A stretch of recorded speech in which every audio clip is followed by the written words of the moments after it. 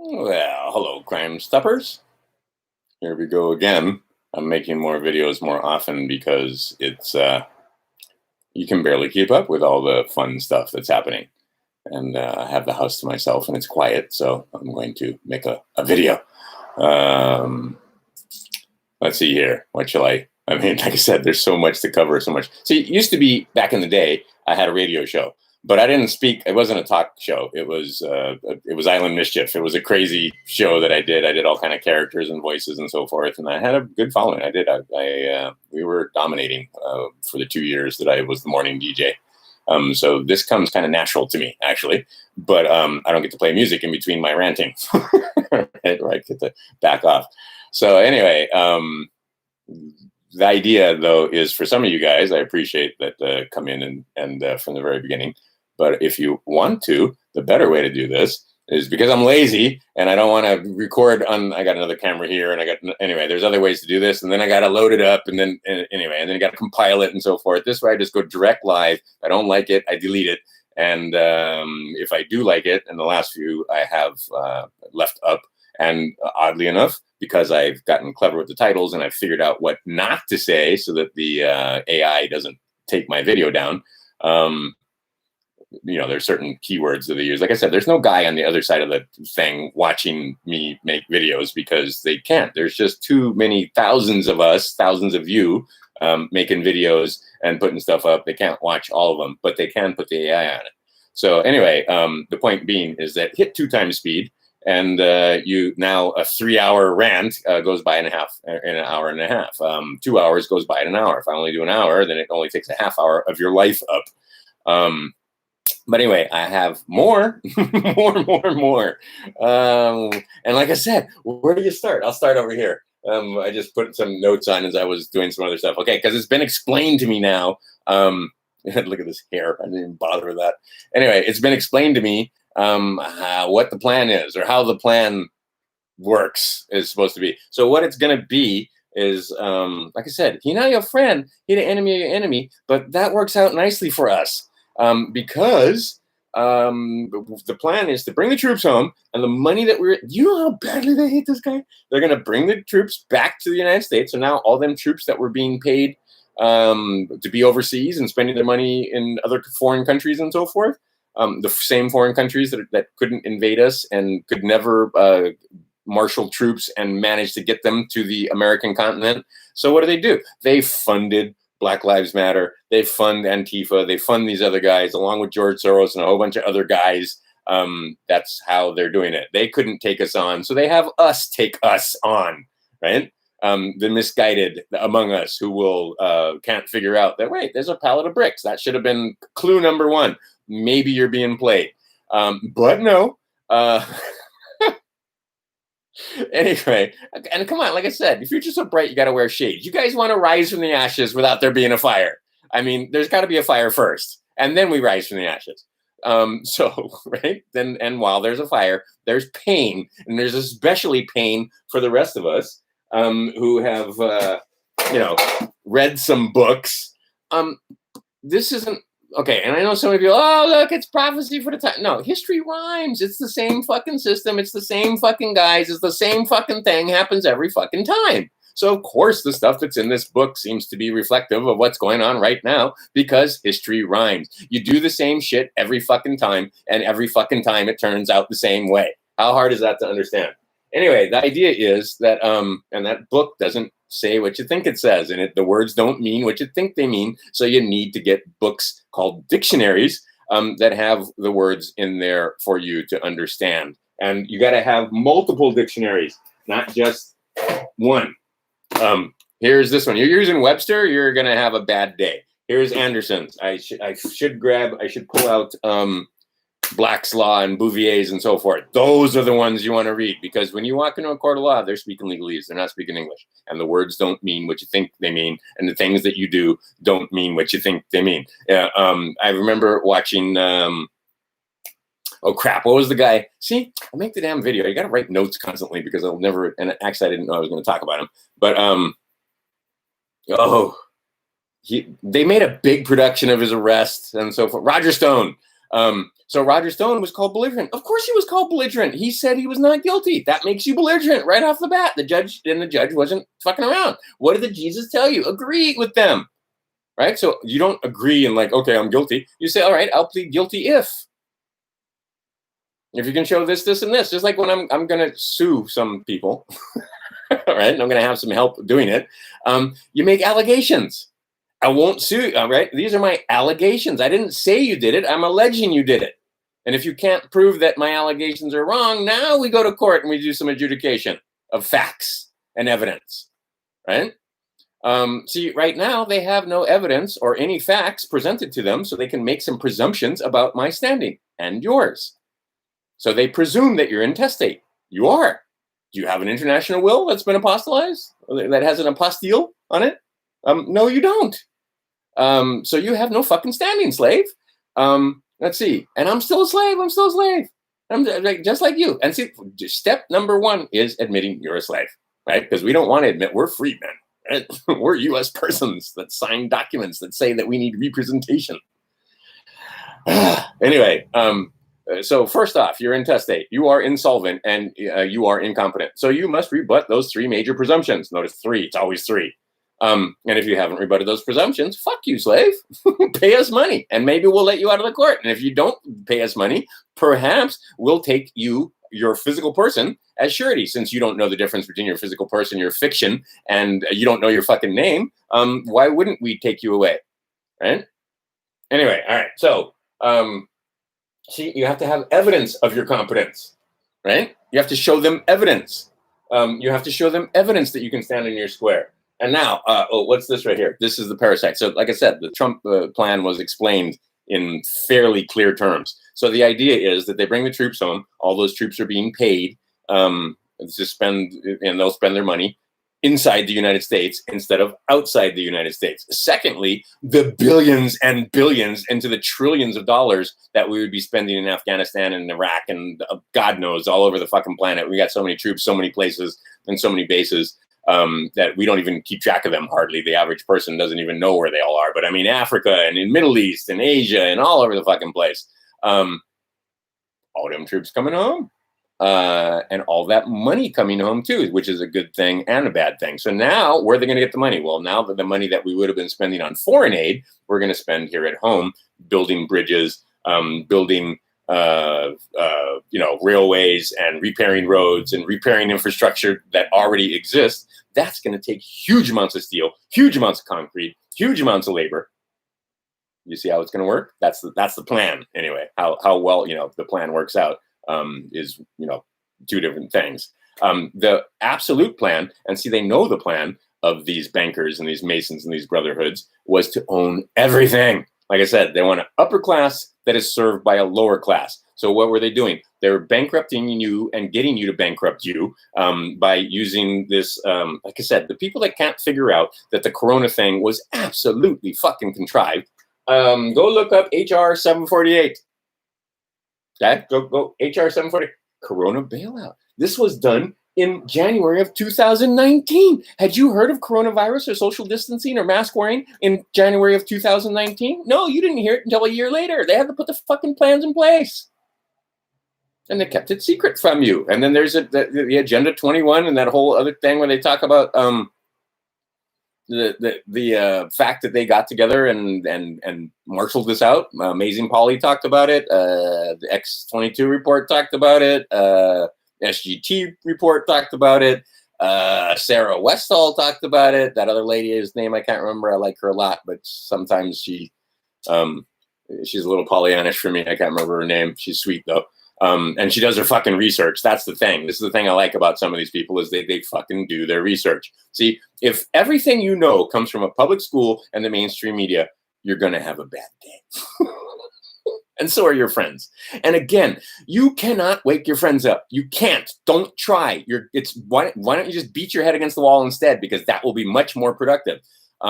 So what you see, and I see some of my friends on Facebook and stuff, like their houses are breaking up because the husband is one way and the wife is another. And that's what they want. Divide and conquer. They only got these 4 ponies, right? And famine is the next one. We'll talk about that as we go along, because it's absolutely clear to me now. Famine is the next thing. They're gonna make you hungry, and when you're hungry, oh, now they really got you, because hungry people do desperate things. But that's what's coming next. Make no mistake. Famine is the next thing on the agenda. They only got 4 ponies. But anyway, go look that up. HR 748, a year in advance. 1,500. I love that number. 1571 different companies signed on to help. I got immediately after the COVID-19 thing, I was getting email from Dollar Rent-A-Car and National Rent-A-Car and all these different places that I had points with, and they were talking about COVID-19. They were on it already, right? It was a full court press. You couldn't look anywhere without seeing COVID-19. And if you can't figure out the COVID-19, oh, I'm in trouble. The AI will be able to pick that up pretty easily. The Rona, if you can't figure out that the Rona was a plan, and then they show you pictures, carefully orchestrated pictures, and I can show you. See, I gotta do BitChute so I can put some pictures underneath. Where's his legs? There's video that you can find. He ain't got no legs. So they put a crash test dummy on a stretcher, filmed it, and they told you what it meant, and they told you what you were looking at.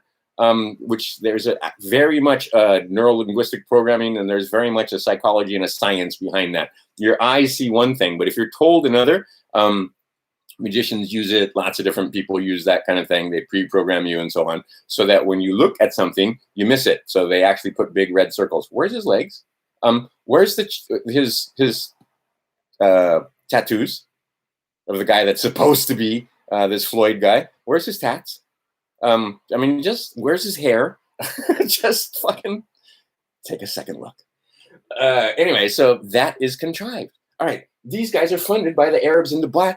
Do you think they like us? Do you think they like us bombing the fuck out of them for fucking centuries when they really didn't, or not centuries, decades now, since 2001?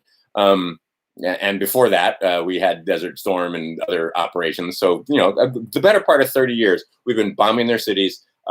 We've been the guys that have been funding the terrorists, and they know this. They know that the white hats and some of these other guys that were, or white helmets and so forth, they were funded by us, and these are rapers and terror. I mean, these are the worst of the worst, and Trump cleaned them up, the caliphate that they had set up. But still, in the meantime, we devastated these countries, right? And if you don't think that the wealthy know who the bad guys are and who to fuck with, and they call us the Great Satan, because we don't even know about the pedophiles and the demons that and the things that they do. We won't admit that as we're looking at the corona.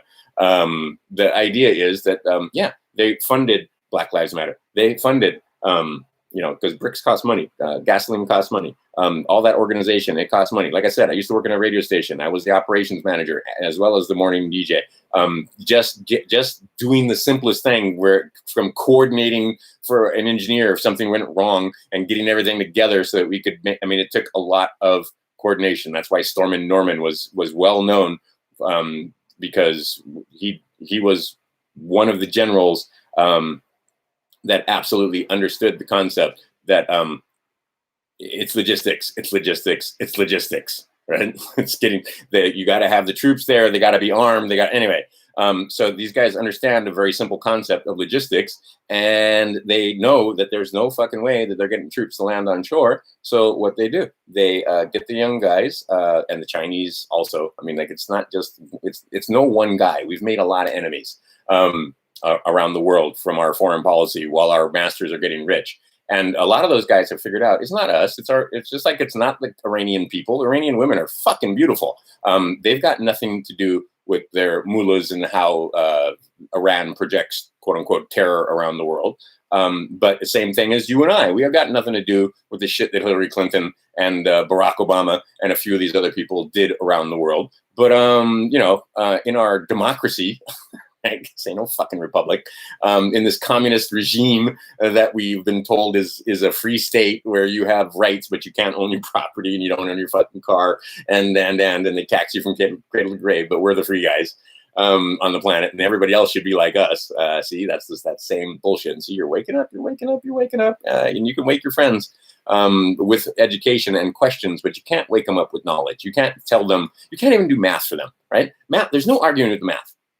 And I'll get to that in a second, nursing homes and so on. But the idea that these guys are being funded by foreigners, that couldn't do the job themselves, so that we can fight among each other, because they only have 4 ponies, and the divide and conquer thing works great. And if you go back and read your history, 1933 thereabouts, with the rise of power of Hitler, but also go back a little bit before that when the Bolsheviks overthrew the Russians. Oh, they hated that guy, right? The Tsar Nicholas. Understand why they hated that guy. But anyway, it's the same fucking tactics. They only got one. I showed you. They only have 24 plays in their playbook, and the playbook is being used in spades right in front of your face here in the United States. But the difference is this guy, Operation Looking Glass, and a few of his friends. If I know the plans, they for fuck sure know the plans, right? I'm just some peasant peon. These guys got all the best tech and so on. So they know the playbook. So what are they going to do? The playbook was own everything, buy up everything, and make an upper class and a lower class. The playbook was to have Trump ain't no friend of the vaccine manufacturers. You're going to find this out eventually. Like I said, he's going to start talking. Pay attention when he starts talking. But the idea was to feed the tick, right? So what are we going to feed the tick? We're going to feed them stocks and bonds and real estate and money and, all over the world, all the assets everywhere, and just feed that tick up that it's getting fatter and fatter and fatter. You ever have a mosquito on your arm and I don't know if you know how to do it, where you squeeze it and the mosquito goes kaboom? You can actually make a mosquito explode. That's the plan with the Federal Reserve. Go ahead then. All right. You want to buy everything? Buy everything. Buy all the stocks. They just said they're buying corporate bonds now, right? The Federal Reserve, and one of the last Fed auctions the last Treasury auctions we had, they were the only buyers. Nobody else bought our Treasury bonds because they're fucking worthless. So go ahead, buy them up, right? I mean, this is just like that. I've done the same. I have a son who, to this day, he can eat chocolate, but he don't like chocolate, because he was being a little petulant child, the way little children can be, and he was bugging me to eat his Halloween candy. And he was being, he was being over the top about it. And I was like, all right, fine, eat your chocolate for breakfast. And I gave him chocolate for lunch, and I gave him chocolate for dinner. And that's all he got was Halloween candy all day long. And guess what? By the time the evening came around, he didn't feel so good. And to this day, he has a hard time with chocolate. All right, it's the same fucking thing with this. I should have done it with beer. I'm going to do this for both of my sons with beer. I did a great Tony Robbins story where the mom, he wanted to drink beer. Go ahead, drink beer. Go ahead. And now he can't stand the taste of beer. I wish I had a dime for every fucking beer that I've drunk in my life. And again, I find that when you drink alcohol, I know this sounds like crazy talk, but you summon demons. You do things happen that wouldn't normally happen when you drink alcohol. And alcohol is not your friend, and it is completely in our culture. It is like people that don't drink alcohol. And it took me a long time. It used to be the worst one on Aloha Friday on Maui and in Hawaii in general. Fridays is Pauhanas, right? Around 4 o'clock, 5 o'clock, you start drinking, right? You go over to any shop, there's beer there. You go to any construction site, there's going to be beer. Usually not hards, but usually there's going to be beer there. But I mean, Aloha Friday, our bars and restaurants are packed for Pauhanas because it's a thing, and we get together. And guess what? The difference between us and a lot of you guys is the fact that when we get together, everybody gets together. We marry each other. We drink together. It's not a Mexican restaurant where all the Mexicans are drinking together and all the Hawaiians are over here drinking together and all the Howleys, the white-skinned people, are over here drinking together. Everybody's drinking together, right? The Filipinos and the Chinese and the Japanese and this is one of the few places I found out on the entire planet where the Chinese and the Japanese actually, and the family, they may have a difficult time marrying each other because there's some serious prejudice there, but at the same time, they drink together, they play together, and so forth. And I was amazed, even to this day, in California. I was just there. It's been a little while now. It's been like 2-3 years since I've been in California. But I stayed for an extended period of time. And yeah, walk into this club, everybody's Mexican. And they're kind of looking at me like, what are you doing here? Walk into a black club, I can kind of sort of fit in there. Walk into another club, everybody's white in that club. What the fuck? 20, right? You guys are supposed to be so, right, progressive in California. And you're still racist as fuck. You guys can't even get together and drink together without having problems. Right? I mean, it's ridiculous. That's one thing about Hawaii that's one of the many things about Hawaii that I love, is that honestly, you guys should come here. And I get to hear people say stuff like, oh, there's a lot of Asians here. Yeah, and Filipinos and Chinese and Japanese and Hawaiians and Pacific Islanders and Haoles, and it's the only state in the union where the people with the white skin are the minority. Because everywhere else, and this is the other thing to get to, just do some math. What's the population? What's the black population in the United States overall? About 13%. When the authoritarians take over, trust me on this one. When the authoritarians take over, and they're gonna take over, they're about to take over. Everything they've done is to make sure that they win in a landslide in November. Because now you see, oh, what happens when the cops don't show up, right? They got you loving the police. I'm no fan of the police, but make no mistake, there are certain, because I understand the brotherhoods and I understand the bullshit system that they've stuck us into, that these guys are the policy enforcers for statute merchants, basically, where they're there to extract wealth. They're not there to protect you. And it's been upheld numerous times that they have no duty to protect. So they had no duty to put down to protect businesses and so forth. None of that. Their job is to extract wealth from you. That's their job. But anyway, overall, they don't know that. Most of the cops do not know this. Most of the police officers, like I said, that one lady that was sitting in her car, right, 24-year-old, young, beautiful black girl, she got kids, or children of her own, and she was basically assassinated. She was murdered, right? And this has happened more than a few times. That woman is not understanding that she's a policy enforcer and that she's there to extract wealth from you. She was there to protect her community. Right? She is one of the ones that will show up when the fucking domestic violence call comes in. Right? Ain't nobody showing up in some places for domestic violence calls anymore. And there's going to be domestic violence calls. As we know, they're up like 400% overall in this nation because you've been stuck in a room with your family members that you can't stand, apparently. And there's a little bit of grub brawling and beefing and so on going on. And who finally gets called when it gets out of hand? Because we've been trained to do that. Right? I'm one of the guys, and I know people in Idaho, and I know people in Montana. I'm the last one that's going to call a cop on you. Right?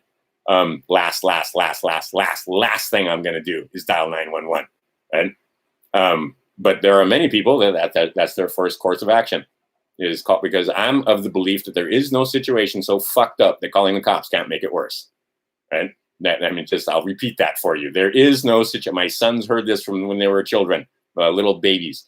There is no situation so fucked up that calling the cops can't make it worse. But defunding the police? Are you motherfuckers out your minds?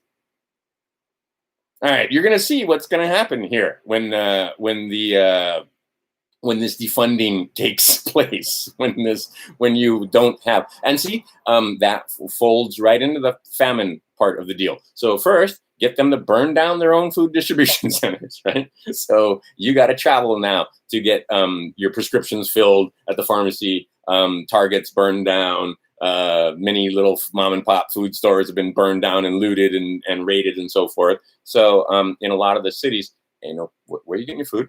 And then you have the truckers saying, we ain't delivering food in the places. We're not bringing. How does the food get into those places again? Oh yeah, on trucks. And so if the trucks don't come into your city, ain't no food. Famine is the next thing they're pulling on. And then they're working on making sure that a lot of the hog farmers, a lot of the poultry farms, because of the Rona, can't have those workers in there. Same thing in a lot of the cattle, beef slaughterhouses and so forth aren't going to work because of the Rona. Fortunately, there's a pretty good store of food. But at the same time, they are working hard to make it so that if you do have food, prices go up. Arab Spring. Why was there an Arab Spring? Because the price of food, they couldn't afford to feed their families. And when these things happen, desperate people do desperate things, right? You think that these Black Lives Matters guys, that's just ideology. What's the word I want? Ideology. That's just ideals. That's just my mouth isn't working. That's funny. But the idea is that's just ideas. When it comes to communist or red versus blue and so forth. But when it's, I got to feed my kids, when it's my belly is sore because I haven't eaten for a while and I'm scared about where my next meal is going to come from, you want to fucking see desperate people with guns doing shit that they shouldn't do? Yeah. And then you've defunded your police department? Yeah. They know what's coming. They know how to fucking play us, right? They're playing us left and right. I mean, how many more times are we going to get Epstein this year, right? First with the fucking corona thing, the Rona, and now the Governor Newsom is telling everybody in California, you can't even go outside without a mask on. Comply, motherfuckers, comply or die, right? a week ago, and I'm seeing this too. It's great on social media, and this is why they want control of social media, and this is why they took control of the airwaves, because you couldn't have the opposing voices, but they're starting to show you, side by side. This, and it's a protest with, thousands of people shoulder to shoulder, hardly anybody's wearing a mask. This is cool, but going out and partying and playing in the pool with your kids, that's not cool. Right? That's right. The TikTok nurses told you that if you went outside, you were going to kill grandma. Now, those same people are saying, oh, it's cool to be outside and protest. That's your right. You can't, but if you're a Trump supporter, you can't get in an arena with a whole bunch of other people, because that's going to wind up killing people. Right? But it's cool to throw a brick through the window and pull a statue down. But you can't be in the arena with, right? Oh, they're going to get destroyed. Absolutely clear to me. I don't know about you guys, but absolutely clear to me that what they're going to do is get the authoritarians to take over, and then there's going to be a backlash against that minority of 13%. And in that minority, something like 40% is the latest thing I've seen, and it's going to be more, are Trump supporters, right? Support Trump, that are black people that, they're traitors to their race, right? And I went back and watched Dave Chappelle and his 846. Fuck Dave Chappelle. Fuck that guy, right? I feel so bad for him. I used to smoke weed with that dude in comedy clubs in LA.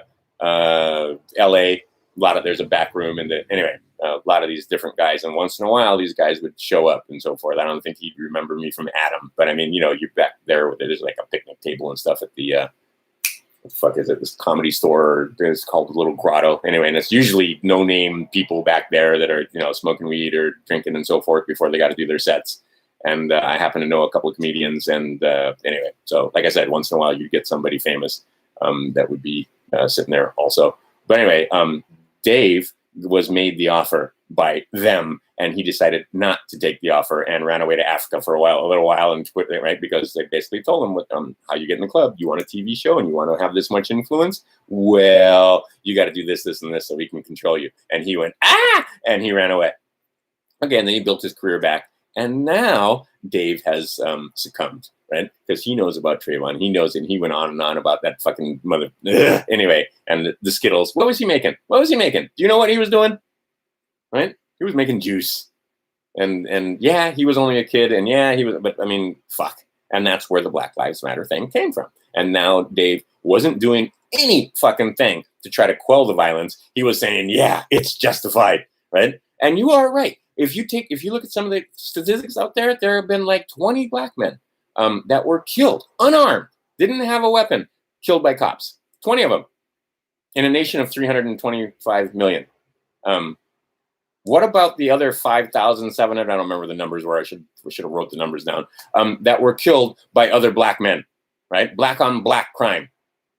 Don't mention that shit, right? It's like thousands of times more black on black crime. And men actually dying. Like when I say thousands of times, not every one of those ends up with them with murder or somebody getting killed. But the violence and the fact that it's niggas beating on niggas, and you know it. In Chicago, that ain't white cops killing those guys when we had that season of blood that's been going on. That is black men killing black men, or black women killing black women, or black men killing black women, or black women killing black men, or whatever. They're killing each other by the fucking thousands. And nobody talking about that. We only want to focus on the fact that some of the cops, and there are times when those cops are so fucking out of line, it's ridiculous. But they got a hard job that I would never sign up for, ever in a million years. And most of the time, they do what's right. Most of the time, those guys are not there because they understand that they're policy enforcers that are there to extract wealth from you. Most of those guys are more mind-washed than the average sheep because they absolutely believe that that badge and that gun gives them authority over you, comply or die. And but they understand that, and I understand too, and I hope you also do, that it's a necessary evil. Government is like fire, right? It's a great servant, but as soon as it gets out of hand, your house burns down, and it can kill grandma if she can't get out of the house fast enough, right? So most of the time, more often than not, this society works, right? More often than not, those police show up, and they got to make snap decisions And a lot of times they don't have the training to make that kind of snap decision. Some police departments are better than others, but a lot of those guys, hairdressers, right? Fucking hairdressers spend more time learning how to do hair than police learn from, right? Whose fault is that? Then police learn from their masters on how to do police work and the psychology and how to, like the best bouncers I knew, those guys were not the tough guys that were able to, throw punches. The best bouncers I knew were tough guys that could throw punches, but usually knew how to calm a situation down, not escalate it, right? So the club stays happy, right? Because you get the asshole bouncer that just uses force every single time, and your club's going to close down eventually because people aren't going to go there. But if you get, and I knew one guy, he wasn't even big or tough or anything, and he was a bouncer, but he absolutely knew how to talk people down, knew how to calm drunks down, knew how to get people from beating on each other or to stop the fight before it happens, or calm the fight down after it happened, get the people at rent. Those are the best guys, right? But you have a mentality of some of these guys where the only thing they know is force. And it shows that every once in a while, force is what worked. When they called out the National Guard, within an hour, things were fine because people were, fuck, the guys with the guns and uniforms and helmets were showing up, and these people are cowards. They're fucking cowards, and they disappeared, right? The streets went quiet immediately. Those people should have been called out immediately. Before shit started burning down, they should have been calling out the National Guard. But see, now we get to see which mayors know what the fuck's going on. Like that, the guys in Atlanta right now, it's fucking awesome to watch. They're showing you firsthand, this is what happens, right? It's like me feeding that boy chocolate, right? This is what happens when you don't want to eat good food and all you want to do is whine and be a dick about your eating chocolate. All right, eat some chocolate then, right? Never had an issue after that. And like I said, I felt bad because like he's kind of been ruined for chocolate. He can eat chocolate, but he don't like it. These bankers, they ain't. It's not going to be the same thing with them. They're not ever going to have a chance to get back to the position that they were in, and that tick is getting bigger and bigger. They're buying, right? All this shit going on, and the market's still going up. That is where the money's going, right? Because they're buying up stocks. They just said that they can buy up bonds. They're going to buy. Their plan. Listen to Greg Manarino, 32nd degree Mason, I believe. He was telling you what the plan was, and the plan was for the Federal Reserve to own everything, right? And not just the United States, the whole world. They were going to buy the world. They were going to own everything. And see, this is how they do it. They did it here in Hawaii. They did it to right? They bought it up. The land here in Hawaii, after they got done with the smallpox and after they got done wiping out the Hawaiians, the ones that were left, and they had the completely different concept of how land works and how, because can you own the land? You can't own the land. The land will always be there. We come and go, right? So the concept that you could actually own this piece of property and nobody else can go on your property and so forth. Even our kingdom law still says that private property, if you own lots of it, you can't stop somebody from going onto your land together. Not allowed, right? Especially if they're using trails or pathways that have been recognized that you didn't make on your property. So there are people here. I'm pointing. You don't know what I'm pointing at, but there's a mountain down there, the West Maui's, right? Kukui, that own large tracts down there, and you can't keep the people off your land if they're coming down there to gather whatever it is, bamboo, or kava, or mamake, or whatever it is, right? And that's the fucking law. You have no right. They're not trespassing, right? But and that's the only state in the union I know that has laws like that, right? Elsewhere, if you put up no trespassing signs and they trespass, you can shoot them in some states, right? That don't fly here. Same thing to the beach. Nobody owns our beaches. You cannot keep people in Hana Hotel and a couple other hotels tried to force it, and they lost because they don't own the beach, right? Up on the mountain, Haleakala, there are observatories and other things. They can't keep the people from going up there and making offerings and so forth because, anyway, law's a little different here. And this is as far outside of the United States as you can be and still, quote unquote, be inside the United States. But this is the conquered kingdom of Hawaii. This is not the 50th state. And them people getting testy, like I said. But the idea is that, and you could learn a thing or two from coming here because this society also works. And our society, because we know each other, we fuck each other. There are businesses, that's mostly mom and pop. We have, of course, Target and Walmart and which is what they've been doing. They've been shoveling billions and billions. That's one I should have opened up, is how many billions these different companies have made now that mom and pop has been cut down. And now when I start looking at those numbers, I think, wow, it was huge. Big business, small business really is big business. But what they did is they were getting rid of all of that. And it's these guys again, right? Understanding, wipe out the middle class, right? And could they wipe out the middle? No, they could not wipe out the middle class. So what they were doing was making sure that we wiped out our own middle class and got ours, right? Divide and conquer.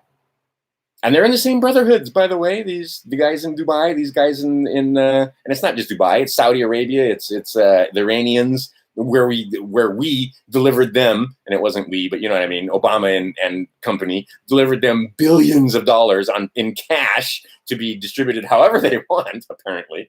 And we don't keep track of any of that because it's cash. But they understood. They understand this divide and conquer thing, right? And they understood that they could never land an army. Right, where we have enough power to project and land, Marines and infantry and so forth, and put Navy off their coast and bomb the fuck out of them. And we were doing it. Like Obama literally fucking ran out of bombs. I mean, what's the statistic? He dropped a bomb every 8 minutes for his whole presidency. They don't have that ability. What they had was the ability to get us to fight with each other because they had money, because they had sold us oil, because they won't give us free energy.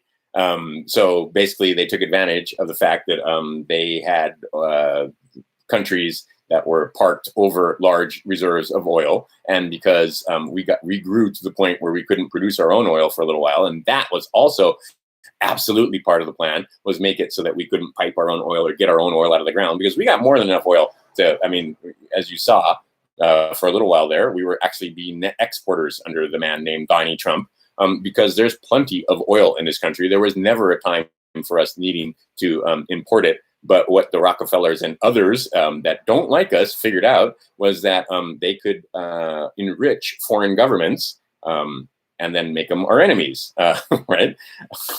They play both sides against the middle. And so anyway, those foreign countries are now rich, the tallest building in the world, to show that their dominance is in Dubai. But also many of these other countries have huge amounts of money now. Where'd they get the money? From us. when we bought their oil. And now that money is being used because we're in their countries abusing them. They are coming back and abusing us.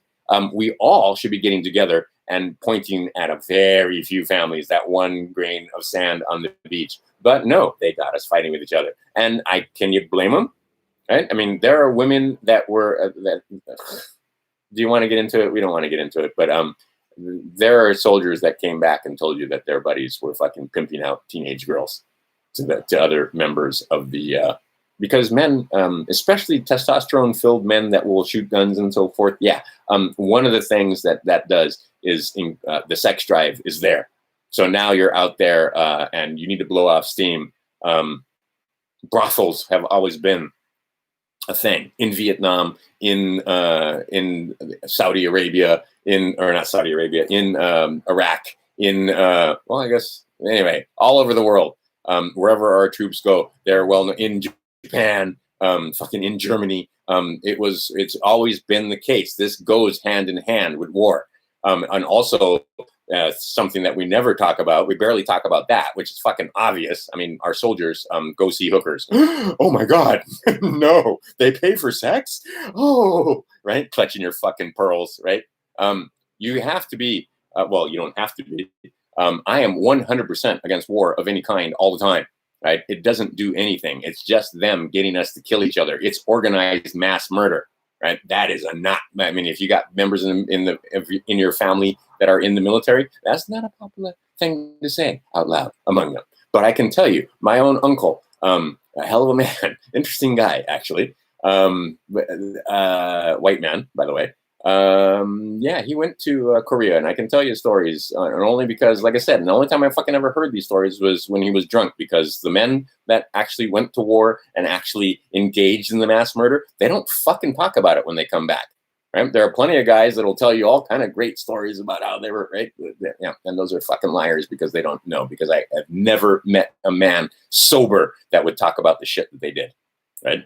Never, never, ever. Once in a while, like I remember a couple of times late at night at a radio station, a couple of Vietnam veterans that used to be DJs also would get stoned, and then they might talk a little bit, but it was always the alcohol. If you gave them alcohol, right, in vino veritas, then they would talk about their shit. And oh my God, the stories are atrocious, right? I knew that, I mean, just atrocious. But getting back to my uncle, he wasn't a combat soldier. He drove trucks. He brought the ammo to the front lines, and he made the mistake one time. I guess the place that they were supplying was really under duress, and they were dropping bombs on them as they were, because they know that the trucks, and if your truck is full of ammo and you get hit, it's fast, right? You ain't gonna need therapy. They're not gonna, right? They may or not be able to put you in a body bag and take you home, because there might not be enough of you to stick in a body bag to take home. But anyway, he was one of them truck drivers, and those guys were well known for being fucking crazy on narrow roads at night, and anyway, with truckloads of munitions, taking it to the front lines. Okay, so they didn't have enough guys to unload it because they were under attack, and their machine gun nests were running dry. So anyway, he took stuff up there, and it was a slight lull in the fighting, I guess, and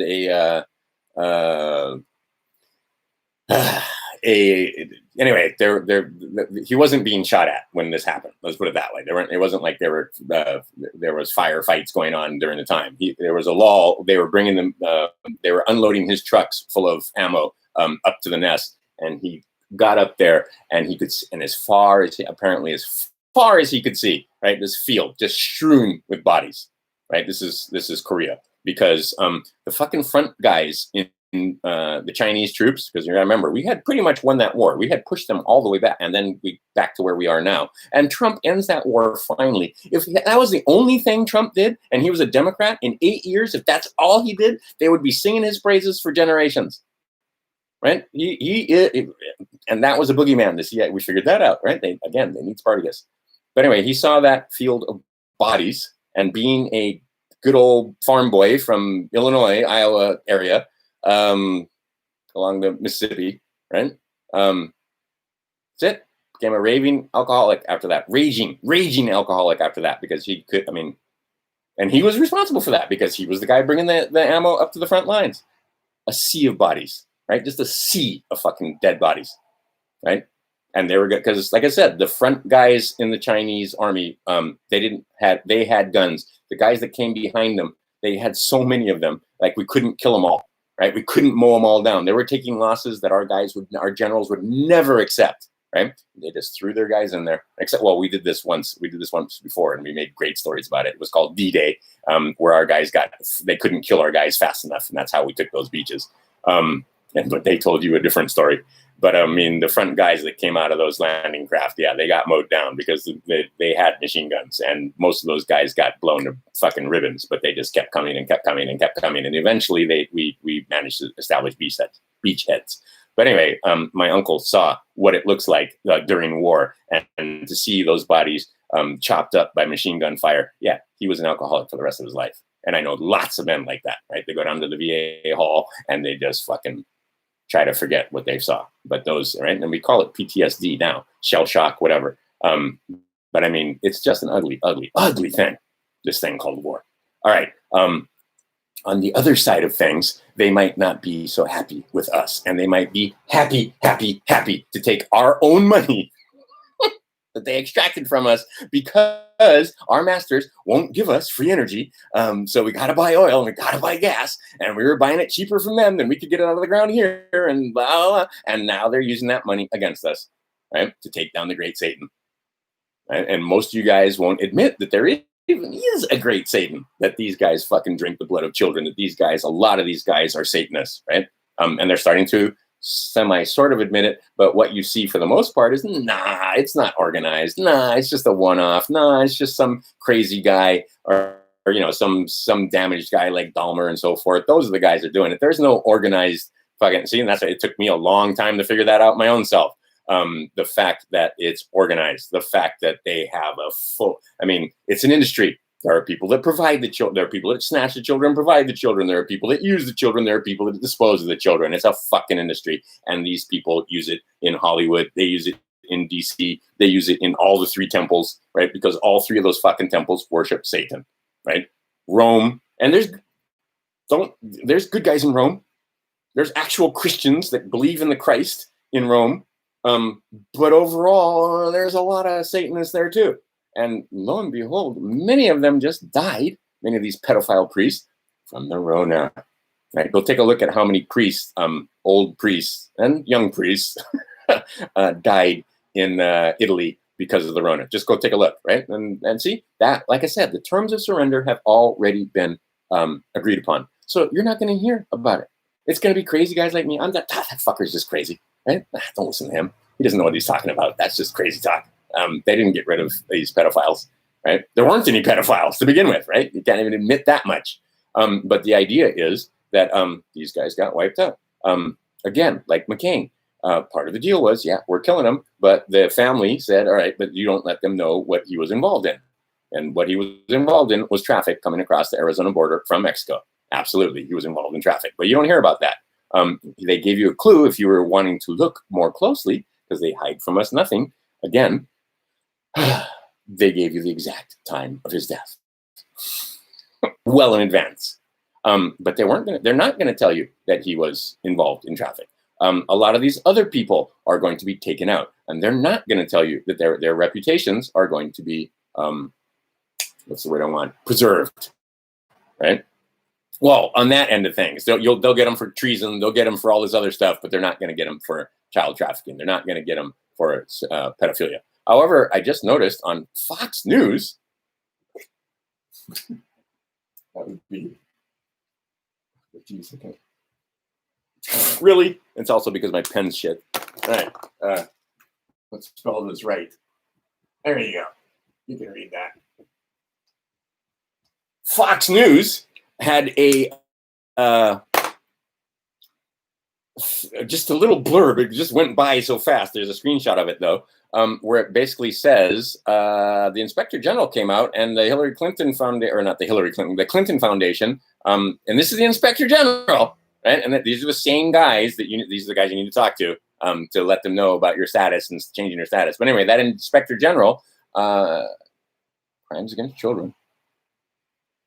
On mainstream media, crimes against children, and Clinton Foundation and Inspector. This is not some fucking crazy guy on the internet in his, Monty Python shirt, talking shit on the internet. This was the Inspector General and Inspector General from the United States government. Notice I didn't say the United States of America government. I said United States government. Basically made it pretty clear that yeah, they're involved in traffic, and it's just fucking traffic. They don't even. I mean, you peasants, like, here's another thing. Did I cover everything that's on this wall? Oh, no, I didn't. All right, so going back in time, again, because this book,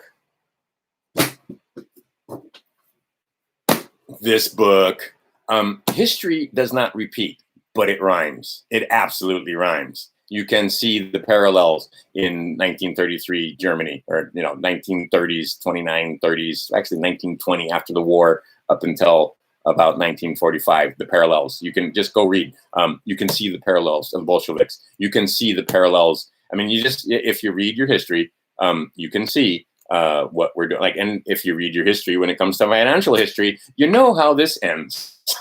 Right? You know how it ends when the government prints too damn much money. And that's what they're doing. They're getting the government, they're getting the Federal Reserve to print money. And how that works when we fill the tick up is first by deflation.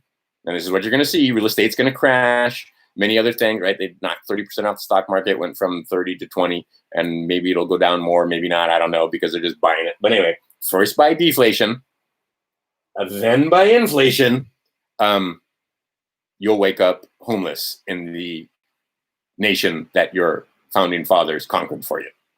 And they made no bones about it. They conquered this nation. The colonists conquered this place. They took down the Moors. They took down the quote-unquote Indians. They took down the Spaniards, right? The Spanish Empire that was already here in Florida and all over the West and so forth. Go take a look at the Spanish-American War and so on. And the French and other people that were already on this continent, like I said, had been here for centuries and centuries, made beautiful food forests, and because they weren't using the Babylonian money magic system.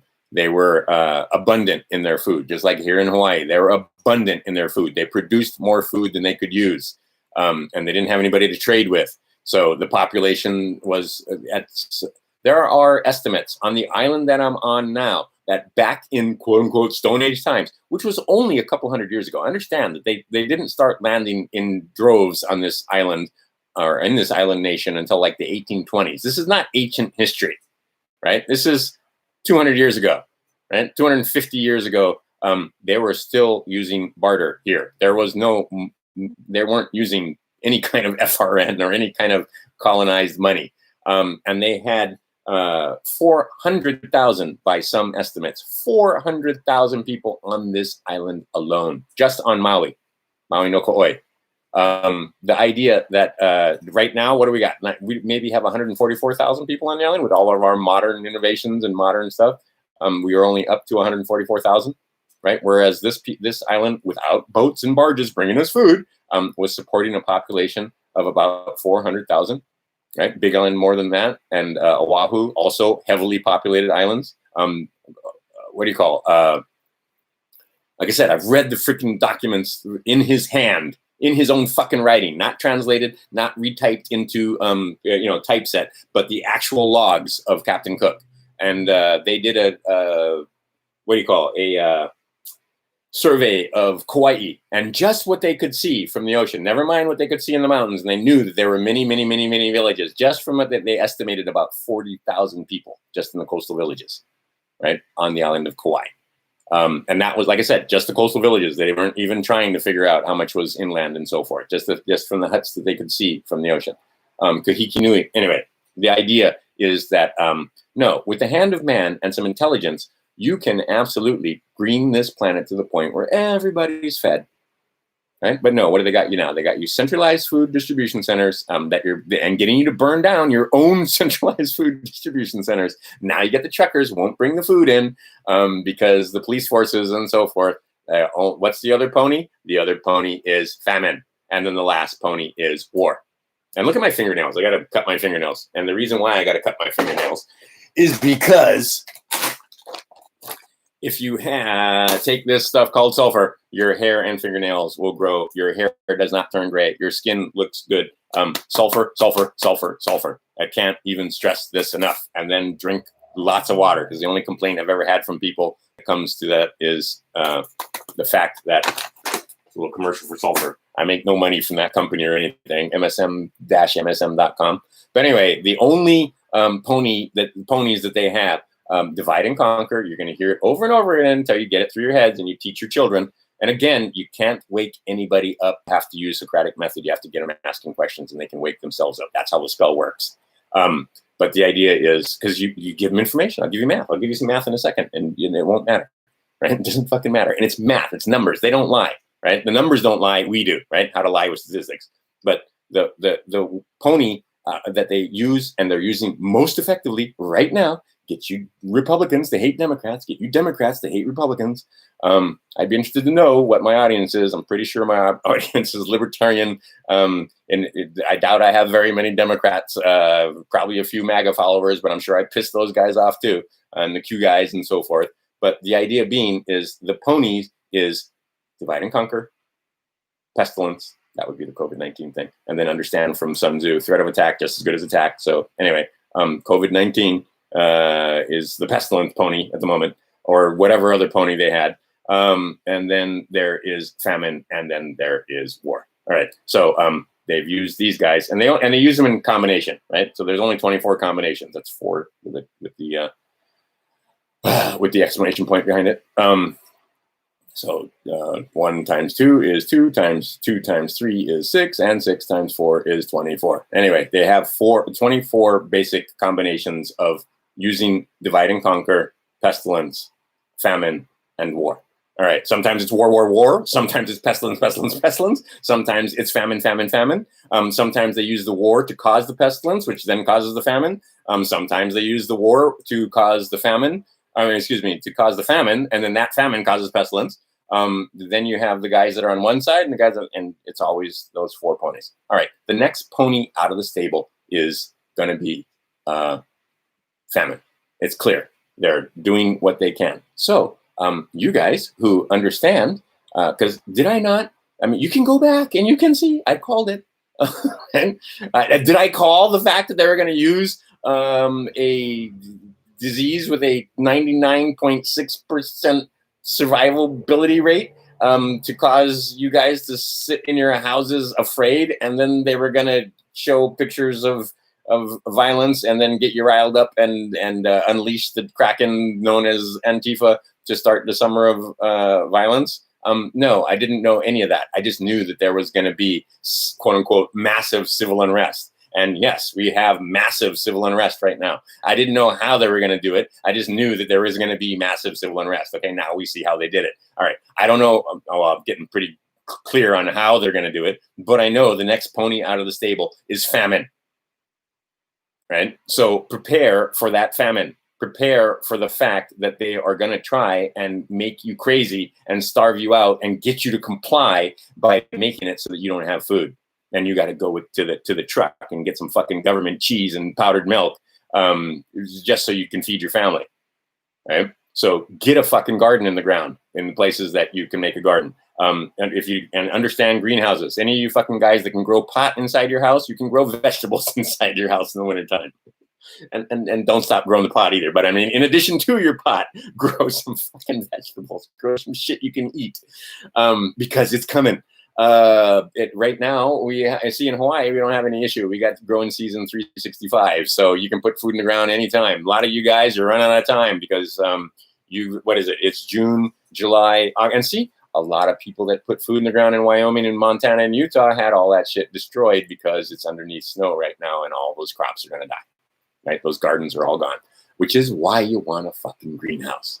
Right, and there's all kind of YouTube on making greenhouses out of all kind of stuff. I mean, people bending PVC pipes and using plastic and so forth, and doing raised beds that way, and being able to increase their growing seasons, and not having their stuff burned by the frost and so forth. You better figure that shit out because it ain't getting warmer, my friends. That's the story that they tell us, and I need to make a video about that as to why the solar system is in fact heating up. Because of the sun. You can see we have moved into an area, and even NASA, that's never a straight answer is what NASA stands for, will tell you that we have moved into an area because what we were taught when we were children is that, oh, space is just a vacuum. No, there's all kind of shit going on in space, and our sun is moving into an area that is many degrees very, very hot and full, apparently, of oxygen and O3s, and the atmosphere of Venus has changed. There's clouds that we can see on Mars. What? But see, those clouds are forming over the polar caps, and on a planet like ours, when those clouds form over the ice caps, it doesn't make things hotter. It makes things cooler. But like I said, that's a whole other thing, and I can do the science on that. Let's just do some very simple math, though. Did I finish everything? Oh, dark to light. There's the other thing. Dark to light. This is a thing. I'm seeing the Masons are crawling out. For the first time, we're starting to see the Masons expose themselves. And they always talk about how they do good work, and they're going to Shriners, and we're volunteering in hospitals and all that kind of stuff. Don't be fooled by good works. The good works of demons. Anyway, but see, a lot of those guys, they don't know any better, right? They really are doing good works in their minds. They don't understand the brotherhood that they're in and what they're a part of. So is that good work? That's good work, right? Go you forth and do good works. But anyway, do I have only him? I guess I have only him. Splat. Here's a story. I won't tell you that story. When my mother died, I found this among her stuff. It was one of her more prized possessions because a child had given it to her. It's an entire story that goes behind that. And she didn't throw it away, so I can't throw it away. Anyhow, let's see here. Medicaid and Medicare people that think that, see, Democrat, you live by the Democrat, you die by the Democrat. So $10,000 to $12,000 is about what it takes one of those patients in a nursing home to take care of them per month. Holy crap. Because by the time you get all the drugs and the nurses I mean, when you count everything, it costs about $10,000 per person in a lot of these nursing homes, right? Okay, so one I saw was 11,800 was on average, but let's just go with 10 because the zeros make it easier for everybody. All right, so then we're going to multiply that 12 times, and we come up with $120,000 a year to house one of these old people that has no family and has no apparently friends or brothers or anybody that will take them in. They're just, you just cart grandma or grandma off to the or grandpa off to the nursing home. And for some people, it is $120,000 to take care of their parents, and they're wealthy, so it's not a problem. But for the most part, you're depending on the state to do it, right? Okay, $120,000 a year for each one of these people. Let's take our 120, and we'll just make it easy. 120K times, what did I just see? In freaking USA Today. 40,600. Let's just cut off the 600 because, I don't want to do the math. All right, so what does that work out? That works out to 4,800,000,000 dollars. I'm just doing math here. There's no fucking conspiracy theory involved. It's just fucking math. $4.8 billion a year. Every year that these 40,000 people are dead. And they're going to stay dead. Next year, they're going to be dead. And the year after that, they're going to be dead. But anyway, there's 40,000 less of them. You can find this in USA Today, the nursing homes. And we know for a fact that these guys knew in advance that when they put those people in the nursing homes, it was going to cause problems because this was the most vulnerable of the situation, of the word I'm looking for, of the sample size. Children, not vulnerable. Right? There has not been one case, not one of a child under 19 transmitting coronavirus to somebody older. And yet they're doing all this crazy shit in our schools, which is designed so that if you fucking put your kids or your friends or family, they're kids now. Those aren't children. Those are kids. That's a child that is a baby goat suitable for sacrifice. And if you look in that book, it talks about the goats and the bulls. Anyway. But the idea is you're putting your children into an indoctrination camp that is now absolutely 100% an indoctrination camp. Right? Wear the mask. Stay 6 feet apart. When the bell rings, go here and stay 6 feet apart when you're doing it. Even more regimented than it was before. Right? They're going to be putting fucking, putting them in mass and, taking their temperature and so forth for fucking what? And again, how many children have died of coronavirus from the 0 to 19 age group? Is there one case? Can you prove, and go ahead and go do the research. Can you show me one case in a nation of 325 million, one time where someone in the 0 to 19 category infected somebody in the 19 plus category? Go ahead and try it. Right? They got us. It's painful. And this is too much for you to understand. Right? That they save 4.8, and if I put the 600 on and I used a slightly higher number, now you're looking easy $5 billion a year. $5 billion. $5 billion a year. You ain't nothing but a number to them. And if you think you're more than enough, get over it, Polly. Get over it, Pollyanna. You ain't nothing but a number. When your batteries go bad in your whatever device it is, do you throw the batteries out? Most of you don't even recharge it. I got a recharger. I mean, I say me and my boys, we both used to keep track of it. How many $20 bills? Because we figured out that if you buy a set of batteries, AA, generally it's the AA batteries that are running CD players and other stuff because we're doing homeschooling. Every time we recharge 8 batteries or 10 batteries, it's $20. But for the most part, no, we don't recharge. Most people throw batteries away when they're over, and that's all you are is a Duracell. Right? Go back and watch The Matrix, Duracell, because that's all you are to them. And when you become useless, they get rid of you. This is not fucking rocket science. This is not anything other than cold, hard math. And she is a bitch. She doesn't care about you or your feelings or how you feel about this. This is just cold numbers. Right? You were too expensive, or well, you weren't. Your parents or whoever they were in those nursing homes were too expensive. They weren't feeding the system anymore. They were drawing from the system, so they got rid of them. What's hard to understand? I don't even understand why that's even an issue. I showed this to a couple other people, and they were like, no, that's conspiracy theory. You're crazy. And I was like, and then they started questioning my sources. That's what they always do. And I'm like, oh, well, here's USA Today. Oh, look, here's ABC. Here's NBC. Here's all the mainstream media, because, if it's the mainstream media, it must be true, right? If all your information, and up until quite recently, I was one of them, where do you get your information? I remember sitting there watching the news at 6 to 6:30 or 5:30 to 6:30 every fucking day program.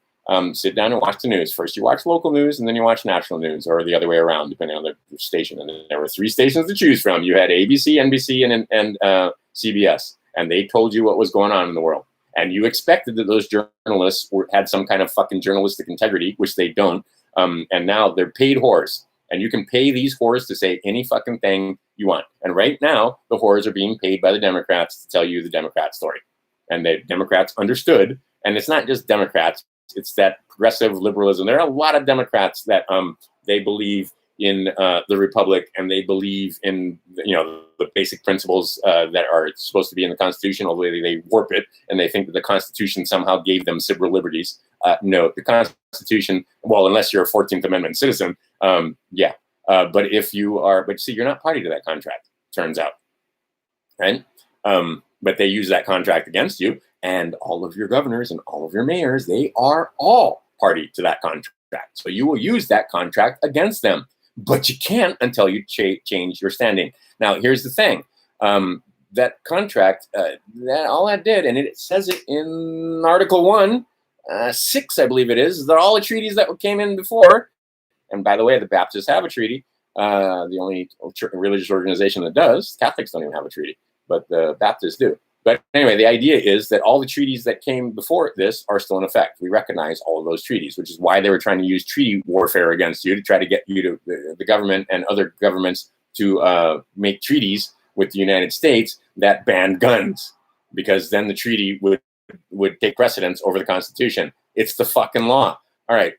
The bottom line, though, is that those constitutions gave you no rights. They secured the rights that you already had, but you have to claim the rights, and you have to tell them that you have the rights, and you have the. But if you don't know you have them, and you don't claim them, and you don't make any declarations, and you don't have any standing, and you don't have a will, and you are incompetent and intestate and insolvent, fuck you, slave. Right? Go and try and make a allegation against one of your masters and see what happens. They'll actually put you in jail. Right? And then again, in the other video I showed you, in black and white, it tells you, no, you can't just take a document and put a notary on it. You have to have that notary notarized. You have to certify that notary is a bona fide notary, right? That they're certified, that their commission has not expired, and that that seal is good, and so forth. And you have to have either the clerk of the court or your state attorney general do it. That's why a lot of these people were doing the right thing, but their fucking paperwork wasn't endorsed properly. So you need to know about endorsements, and you need to read, where's that other book? I had it out here. There it is. You need to know a little bit about this, our stamp law, right? It's look how thin that is.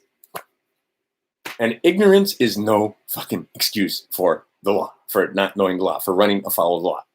In fact, ignorance is the saying is ignorance is negligence, right? And at this point, if you're still ignorant, you're bad. Right? We are 2020 now. You have access to all the same information I do. They have done a lot. And I have to say that even just 5 years ago, oh my God, a lot of the links that I had saved, I used to have this little file that had the links, and then I would just copy and paste the link into my browser and go to the website. Well, guess what? Those websites are gone. Gone. You got to go to a Wayback Machine. A lot of times they're not in the Wayback Machine. What I should have done back in the day, had I known that, because we were all Pollyannas too, like, oh, they can't censor the internet. Turns out they can. Turns out that they can take Google and get you guys to find a topic or whatever and make all kind of websites and stuff about it, so that the stuff that I'm looking for is buried way deep down below, because you think it means one thing, and a boulé is a perfect one. It's a kind of bread. No, it's not. It's a brotherhood of black Masons, black-skinned Masons that sing and dance and perform for you and keep you in line by putting the information in your head. The other thing that I can say is that finally people have figured out that with light and sound, they can program you, and you don't even know you're being programmed. I was just watching, I believe, I should put a link underneath there. I was just watching a video program. Oh, I think it even was Edge of Wonder, those two guys. where they had a whole, the whole show was, one of those interviews where this guy basically just showed you that, yeah, they use light and sound to program you, right? And it's difficult to beat that programming. So like I said, give them facts. They don't care. It's math. They don't fucking care, right? This doesn't change anybody's mind if they're already got the cognitive dissonance. This is just conspiracy theory, and I'm an evil person for thinking that Cuomo would be evil like that. I'm the bad guy, not Cuomo, right? It's fucking awesome, right? It's that thing where they talk about Agent Smith popping into the matrix. Everybody is Agent Smith, right? Because when you go against their programming, the cognitive dissonance shows up, and they begin repeating. I have a lovely lady. She's not a citizen. She just has a green card. She's not, English is her second language. She's very, very sweet, but she ain't that smart. And she began, I was amazed. She just began repeating talking points to me, right? Because she watches mainstream media news. And that's everything I said, she countered with a talking point that was from mainstream media. Okay, because she's been programmed. And she doesn't even know she's programmed. To her, that's rational thought. She can't do critical thinking, and she certainly can't do math. Okay, so you're not going to give them mathematics. You're not going to give them answers right? You're not smarter than them. They know that you're not as smart as them because obviously you don't watch the fucking news, right? Okay, so you can't wake up your mom. You can't wake up your sister. You can't even wake up your wife or your husband, depending on who it is, right? And so, are you going to fight? No, just fuck. Just have sex and forget about it. But the idea is get them asking questions, get them asking questions, get them asking questions, right? Because they can't eat the louche when you're having sex. They can't eat that. But when you're fighting and you're calling her a bitch or she's calling you a stupid bastard that fucking doesn't know, right? Oh, they can eat that, right? So the idea is you got to get Socratic method. Okay, so let's see. You know that probably that Epstein story was bullshit. Start asking questions. You know that, let's see, did you know that the coronavirus was the old people were more susceptible to it? Yes. Okay. And then start asking questions. Well, if you know, how did Cuomo not know?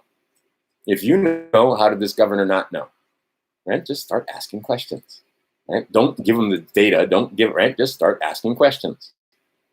Right? So common sense. Ask questions. Socratic method. That's how you wake them up. And we are now in the position where Google has been infiltrated. I know this for a fact because I know some of the guys that are. Anyway, I'll shut up. But I know some of the guys that are in there changing the algorithms so that when you do certain searches, you actually get the data, right? Because Google had changed the algorithms and buried it, and now they're changing it back. And there's so many, and it's such a complicated thing that it's not like you go in there and flip a switch and now you get all the information again, right? And understand, I don't use a VPN and I don't use any of that kind of stuff because I know they're listening. I know they're listening to me.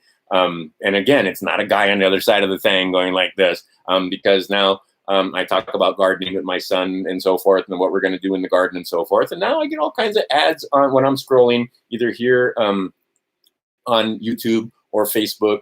I don't do too much Instagram or Twitter and stuff like that. But if I do, there's all kind of stuff for gardening tools and all kind of cool little freaking devices for doing grafting and watering your plants and all kind of stuff. Why all of a sudden am I getting that? I haven't done any searches for them. I'm not buying this stuff because I already got all kind of tools. But anyway, the idea being is, yeah, they're listening. So I tell them what they want to hear. Right? I talk shit all the time. Right? Because, yeah, they're listening. So tell them what they want to hear. And then I turn off devices, and then I have conversations. You have a old microwave? Take your phone and stuff, tablets and other devices that can listen, that are connected to the internets, and put them in that microwave because it's a Faraday cage, and now they can't hear you. Right? But if you think, just like it just cracked me up that Google's getting sued and a couple other places are getting sued because we were in incognito mode and you were still tracking us. No shit, Sherlock. Really? Was there a squad car involved? Did you get to park it? Of course they were listening to you. For fuck's sake, people. Right? But I turned it off. Come on, that hurts my feelings. That's so stupid. Anyway, The idea is, yeah, they're listening to you. They're spying in ways that you don't even understand. And there's facial recognition software all over the place. And they get you to train their facial recognition software. Hey, this is me 10 years ago. This is what I look like now. And it turns out the government was a little pissy with Facebook because their freaking facial recognition software was better than their facial recognition software, because you guys post pictures of yourself all the time in all manner of positions, and not just this, like they have for mugshots. You're drinking, you're playing, you're partying, you're laughing, your face is turned away, you're at all different kind of angles and so forth. You're not just looking at the camera.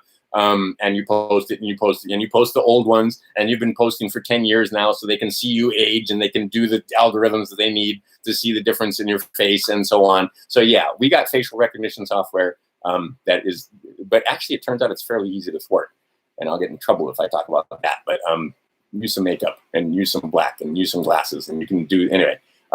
But you think you're wearing that mask, and the facial recognition software can't extrapolate and figure out who you are when you brought your phone to the fucking protest, and now the camera's there and you're wearing, yeah, they know who you are. And a lot of these Antifa guys are figuring out, they know who I am. And yeah, you're going away. You're going to go away. You're going to go away for a long time, because a lot of this thing, like I said, if you were throwing Molotov cocktails at police cars, you're going away for life. Life, you ain't got your life. You're going away forever, the rest of your fucking life, because they programmed your head and made you think that you were being a radical, right? Sorry. Same thing. A lot of you parents, your children, you're going to visit them for 10 years in a federal penitentiary while they make money for the state, because you didn't tell them in advance that your body was not to be used as surety for any bond.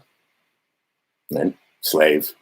It's just great. And who's going to make money off of this? Republicans and Democrats. Who's going to make money off of this? Judges that Trump appointed, right? It's pathetic and ridiculous. And oh well, like I said, right now things are burning, and then we are going to rise from the ashes. And while things are burning, it's painful. It's painful for me to watch these, a lot of these pockets of places. But where are these places that are burning? Where the Democrats are in control, where there's a Democrat mayor and a Democrat governor. So, suffer. Bummer. You should have fought harder. You should have not let those guys in the first place. But oh well. Places like, I love it, Coeur d'Alene, Idaho. Coeur d'Alene, Idaho ain't burning down. Coeur d'Alene, Idaho, they cane all kind of guns and walking around the streets, and ain't nobody coming. Those people are cowards. They don't want to be shot at. Right? So in Coeur d'Alene, it's different than Maui, but in Coeur d'Alene and northern Idaho, those towns aren't burning. Why? Because they have people, right? You got to check your weapon before you drink. That was one of my favorite things. There's a sign on the bar: check your weapon, right? And if you're drunk, you don't get your weapon, right? They don't give you your weapon so you can go home and use it and be stupid with it, right? Come back in the morning when you're sober up, they'll give you back your weapon, right? And there's no question about it, because it's a small town and so on and so forth. Everybody knows whose gun is whose and so forth. But anyway, the idea is it's fucking awesome, because I have no problem, like I said, with people that put signs in front of their house that they don't call 911. Damn right you don't call 911. You might call 911. Your family might call 911, but they ain't calling 911, right? But still, defunding the police is a really, really bad idea. The police are supposed to be there to assist you. Seeing what a lot of you guys did, just like teachers. Teachers were supposed to be there to assist you in the education of your children, not do it all for you, right? My Chinese tutor, I don't know Chinese well enough to teach my son Chinese, so I hired a tutor, right? I know mathematics well enough to teach my son mathematics. Most of you can't do that, so you would hire me, right? My business is booming right now because that's the one place people are, right? History, Latin. I know a little Latin, but I don't know enough Latin to be a teacher of Latin, so I hire it out. He's assisting me in teaching my children Latin, right? Assisting me in teaching my children Spanish, assisting me in teaching what I should have known. I should know this better, but I don't. English and English grammar and how to diagram sentences and stuff like that. They're not doing it all for me. I'm hiring it out one at a time. Okay. The idea is that the police were also supposed to be, you make a citizen's arrest and you hold the person until such time as the police show up.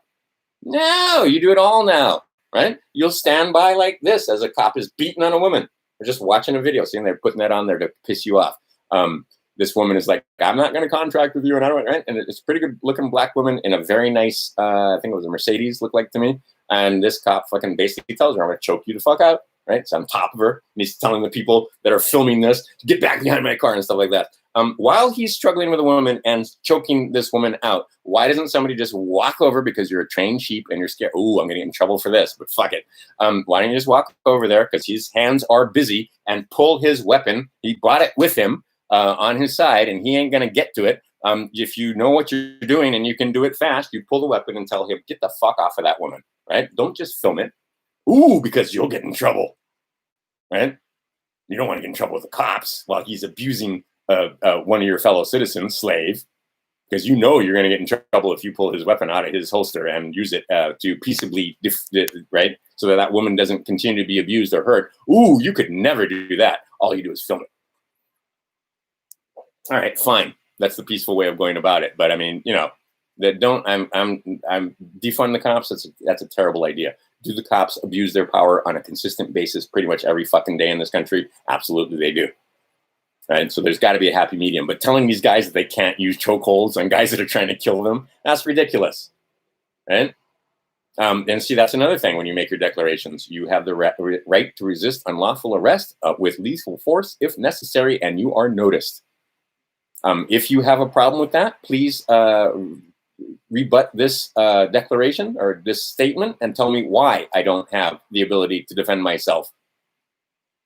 They won't, because you do, because that's defending yourself is an inalienable right. It doesn't go out the window just because so-and-so has a badge and a uniform on.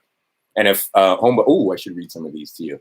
If you ask for their business card and they don't give it to you, and every fucking time recently that I have been in a situation where I have had a interaction with a police officer that I didn't initiate, because I'm not one of those guys that said, don't ever talk to cops. I talk to my police. I mean, these are guys in my neighborhood. These are guys I've known since we were children, for fuck's sake. And some of them I don't know who they are, which is why I went to go talk to them, because these are the guys that are patrolling the beat in my town. I'd like to know who they are. What's your name? Where's you from? Who your daddy? Right? Who you related to?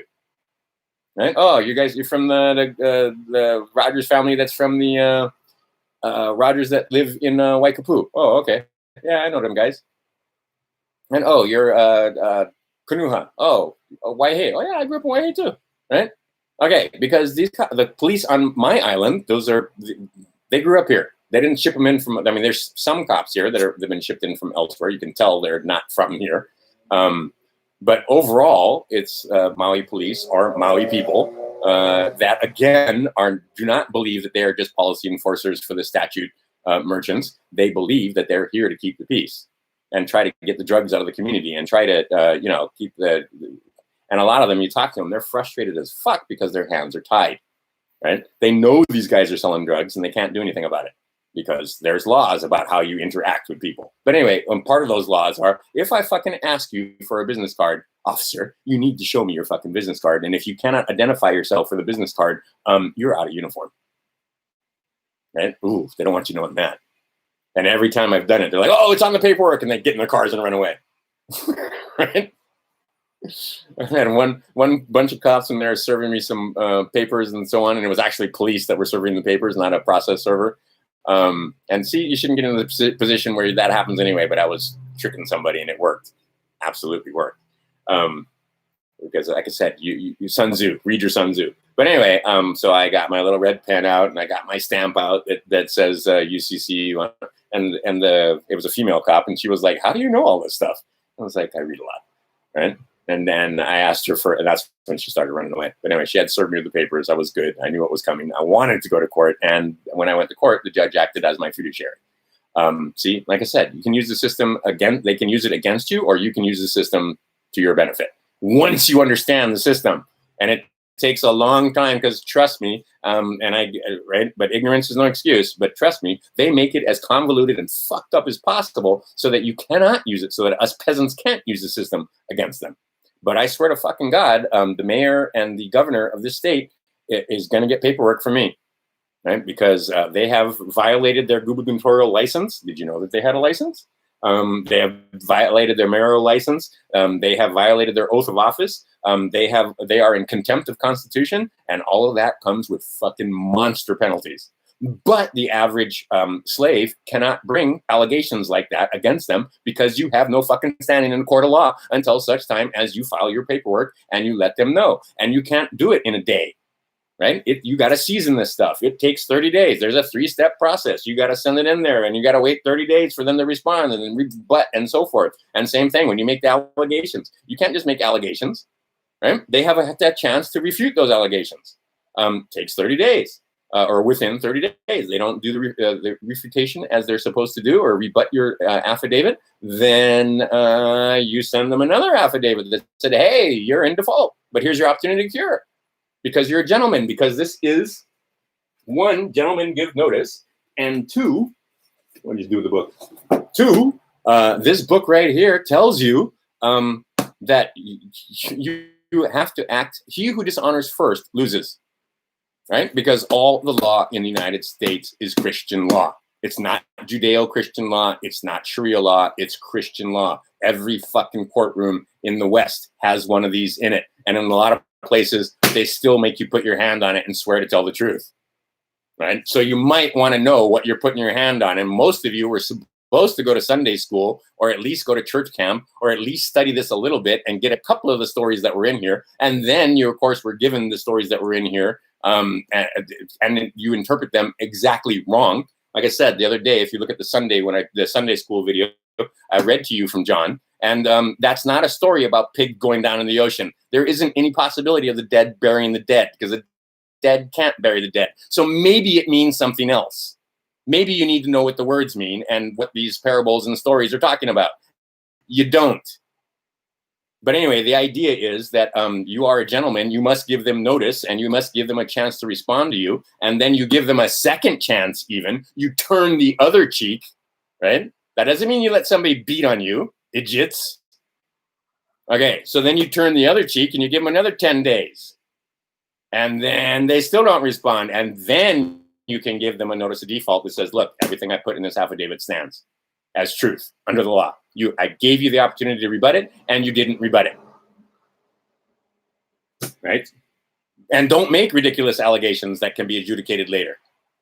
Right? So you make allegations that are based in law with, oops, I erased it, in evidence with fact. Because the court you're going to walk into, for the most part, even if it's a de jure court, justice is blind. She does not wear the green mantle. She wears the white shroud of death, right? Like you don't know what the symbols mean, right? The scales are in the wrong hand half the time, right? The scales are supposed to be down and the sword is supposed to be up. And so if you walk into a court of law where she's holding the scales up and the sword down, you are getting the opposite of justice. That is not a court of equity. But you don't know that stuff, and it sounds like crazy talk when I tell it to you. But again, until such time as you change your standing, and like I said, it takes about 45 days for that thing to start. So if you started today, you're not going to finish for another 45 days, right? 30 days, 10 days, 5 days. Now you can make an allegation. Now you have standing in court. Now facts and evidence can be used to, right, fact. Governor Newsom just told everybody he could put a mask on. Could you tell somebody to put a mask on? Maybe your son or daughter until they're 18, but could you force your wife to wear a mask? Could you force your husband to wear a mask? Well, then how the fuck is the governor making another person who is of the age of, because you're not of the age of majority. I'm giving you clues here, kids. Listen to what I'm saying, right? Because if I tell you directly, they'll fucking kill me, right? So the idea is, in fact, yes, your governor can tell you to put a mask on because you're not considered to be of the age of majority. Do you have a key?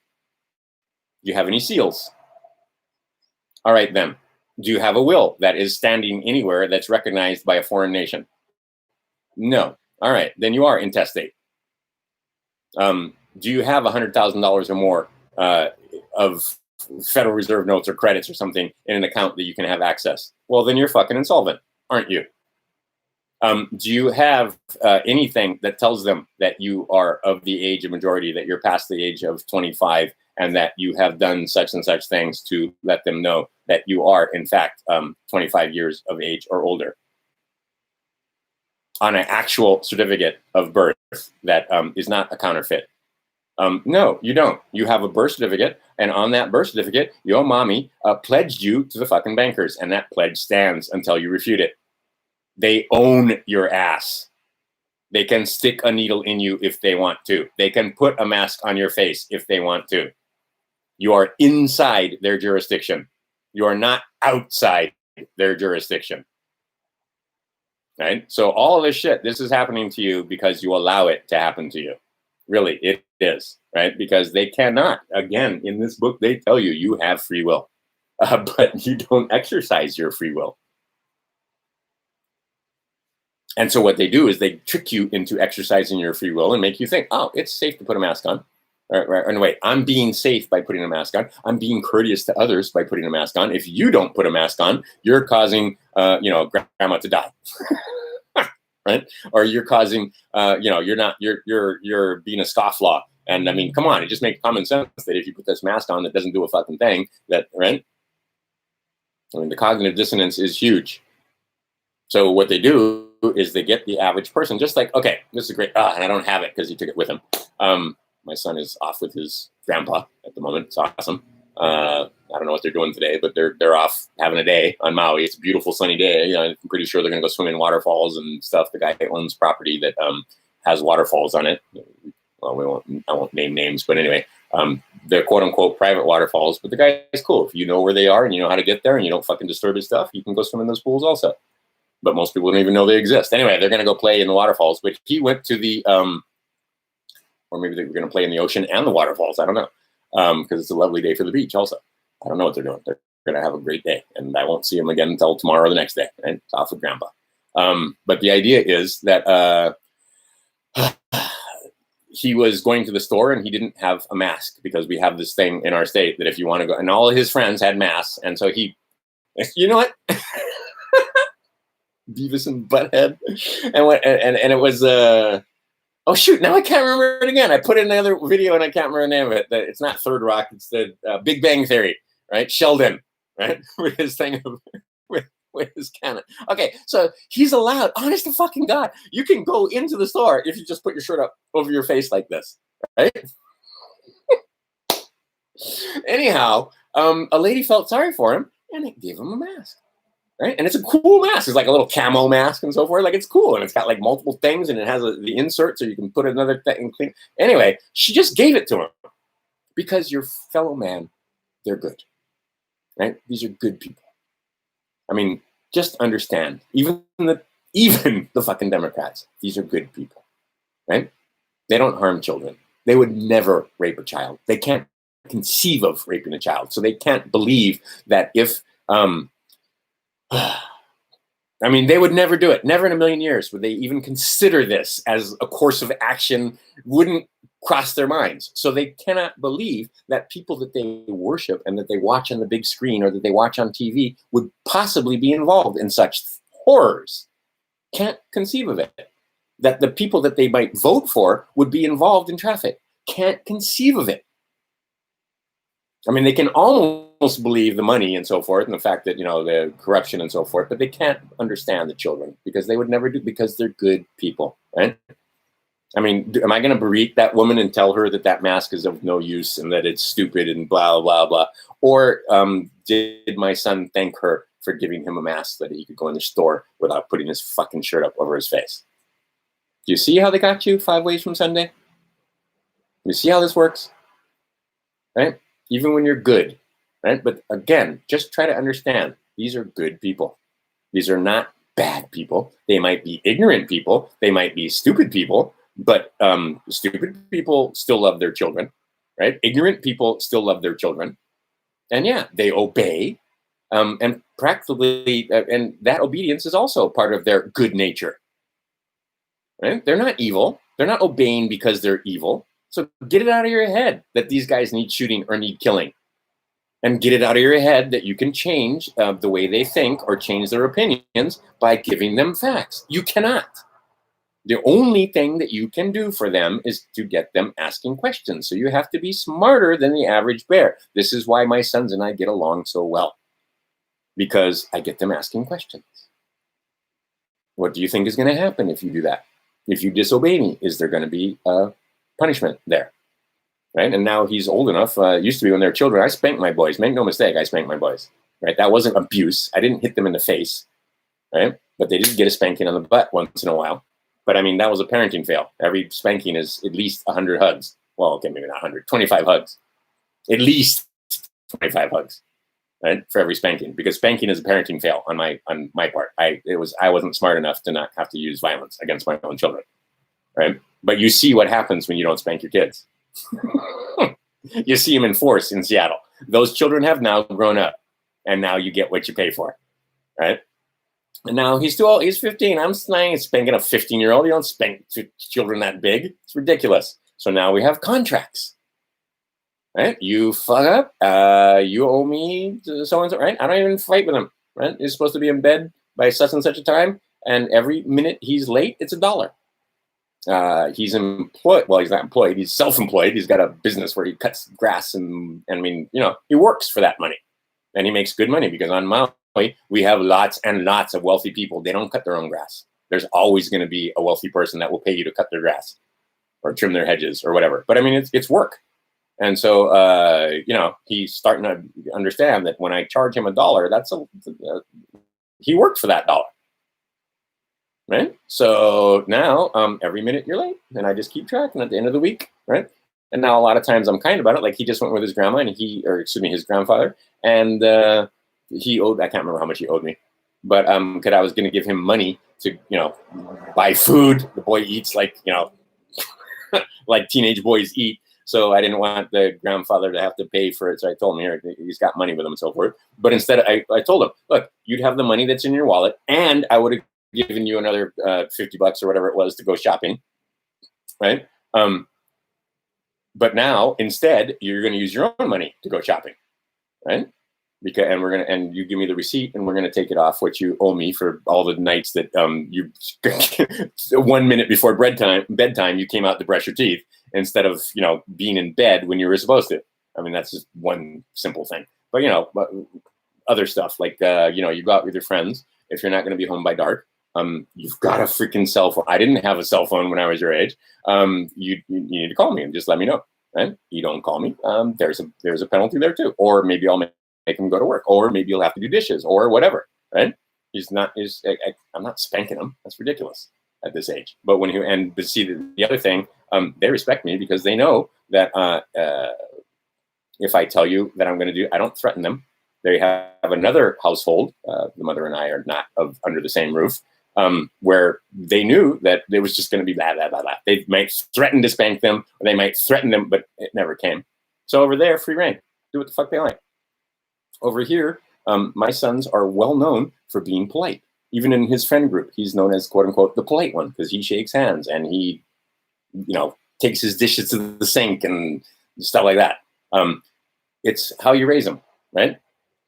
If those children who were in Seattle right now had been given a couple of those when they were children, they might understand that they're about to get that from the United States government for 10 years. Some of them 20 years. Some of them for life. They've thrown their lives away for ideas. And people are going to benefit and profit off of that. Right? Because the mom and dad were good people, we're kind people. We don't hit our children. We don't use violence against our children. Now I sound like a Bible thumper, but it says in here.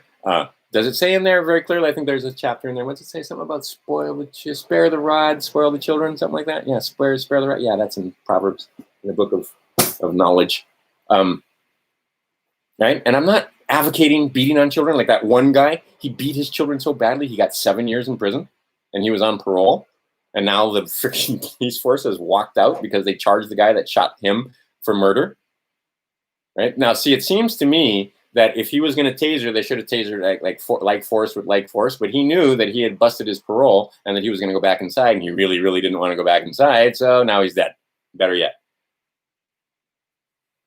But the idea being is that now the police force over there has walked out, and now let's see how well that works out. From what I saw, one thing where there were like 500 people on hold for various things where they needed to call the police. because most people don't just call the police willy-nilly. Most of them are not Karens that are just calling the police. Usually, if it gets to the point where they're calling the police, people are at the end of their rope and they call the police, right? Or they're scared, or they're being, their home's being invaded, or their business is being burned down, or whatever the fuck it is. That's when they call the police, right? They're not calling the police just to say hi. So the idea is that situation made it so that the police are no longer on the job in that city. And now we get to see how that works out. But anyway, I got there because that guy had beat his children to the point where he had a prison sentence. Okay, that's not what I'm talking about. I'm talking about a spanking and a timeout when they're little, right? And you don't even have to hit them hard. You just have to let them know that they've gone down the wrong path and that you are correcting them, right? You don't beat them to the point where they're bloody or where they're, bruised or whatever. I mean, that's no. But you do correct them, and right. And what we've got, like I just had I'm not going to get into that story, but I just had a recent issue where had my sons done this, they'd have been disciplined severely. This little girl did this, and I don't even think she got a stiff talking to. Right? That's the difference in the parenting, and the parent can't figure out why that little girl is a fucking hellion, right?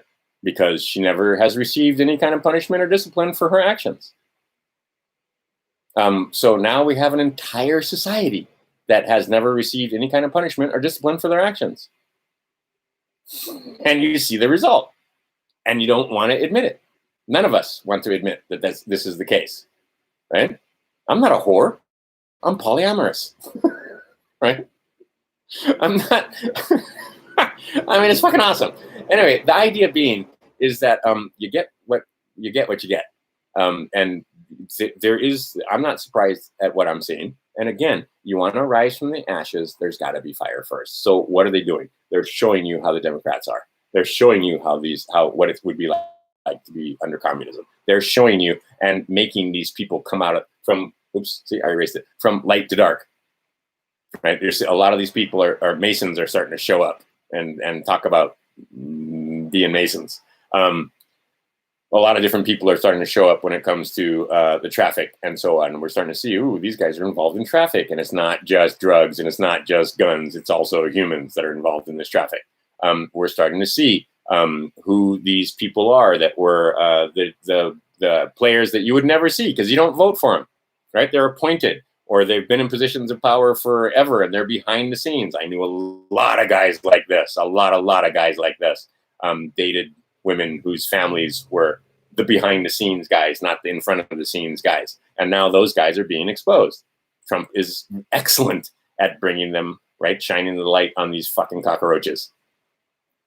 And so they're coming out of the woodwork and being exposed. A lot of the FBI agents and Department of Justice people and other people and people that are like on the boards or not at boards, the cabinets of various people, right? So that they are behind the scenes. You don't know their names. You haven't seen them, but now they're coming out. You never would have heard of Fauci, right? Now you're starting to see who it is. You always thought that Bill Gates was your friend and that he was just a philanthropist billionaire and he wasn't some fucking freak that wanted to, right? Go take a look at that. And they've made it clear you have this device. Who were his parents? Did he spend time with Epstein? One of his former business managers is now the executor of Epstein's estate. If you believe that Epstein is dead, I mean, you now get to see the huge swamp, as it were. And you never would have seen this because freaking mainstream media is never going to give you this. But now they're coming out of the woodwork. Now they're being exposed because now we see who was the judge that gave the FISA warrant. Well, I was lied to. Yeah, you fucking knew you were being lied to, and you signed the thing anyway, right? Who were the guys in the FBI? Who were the guys in the Department of Justice? Who were they? These are names you never would have heard. Now you know who they are. The indictments are coming. But see, this guy named Barr. And Barr is actually not one of the people that you need to write a letter to change your status. So the Secretary of State, I mean, there are various inspector generals. There are a bunch of these guys that you need to let know who you are, what you are, and what's happening to you, right? The fact that they're writing bonds on you and so forth that are fraudulent. So you don't even know. You walk into court, they're writing a bond on you. Right? But anyway, so you can collapse those bonds, and guess what? The judges and the attorneys, they also have bonds in case they fuck up. I was back in the day in the 80s. I used to be a carpet. One of the jobs I got after high school when I was trying to pay off my student loans was Kirby salesman, Kirby vacuum cleaner salesman, door-to-door salesman. That was great. That's why I became. What is it? Oh shit! I can't show you that. Anyway, this is stationery that says regional vice president. But anyway, that's why I became a regional vice president, because fuck, you can sell vacuum cleaners, you can sell securities. But anyway, when I was selling vacuum cleaners, I had a bond. In case you go into the house and you fuck it up, there's a bond there. And if you tap that bond, you're not going to be a vacuum cleaner salesman for very much longer. But, you know, you go in there and break a lamp or fuck up a rug that's, you know, or whatever, right? I mean, the person can sue you, and the bond will take care of it, right? If it was an accident and so forth. Okay. A vacuum cleaner salesman has a bond. Do you not think that your mayor has a bond, that your governor has a bond, that a judge has a bond, that a prosecuting attorney doesn't have a bond? They all have bonds in case they fuck up. So because the whole system is bondage, right? You also have bonds. You don't even know they exist. I just figured out I had some bonds. You have many, many, many, many bonds. The more contracts that you've signed, marriage contracts, mortgage contracts, auto contracts, insurance contracts, bank account contracts, they all issue bonds when you put that out on your fiction, not on you, right? On your all caps name. And usually it's a 3-name thing, not a 2-name thing. So yeah, look in the Bible. Look in this Bible. When I go through, are all those guys named, do they have first and last names, or is it just Daniel? Is it just Ezekiel? Is it just, right? Is it just Hosea? Is it just Isaiah, right? They don't have 2 names. They have a name. Is it just Madonna? Is it just Cher? Is it just Prince? And you'll listen in the news. You'll hear 3 names or you'll hear 2 names. That tells you something, actually. So anyway, the point being, I'm about done here. Because like I said, I got to make more videos more often because I can't cover everything anymore because so fucking much stuff happens in 5 days, in a week. And I look at my videos and like I said, put them on 2 times speed. And I constantly interrupt myself and forget where I was going with some of those trains of thought, because this is basically free stream of consciousness ranting.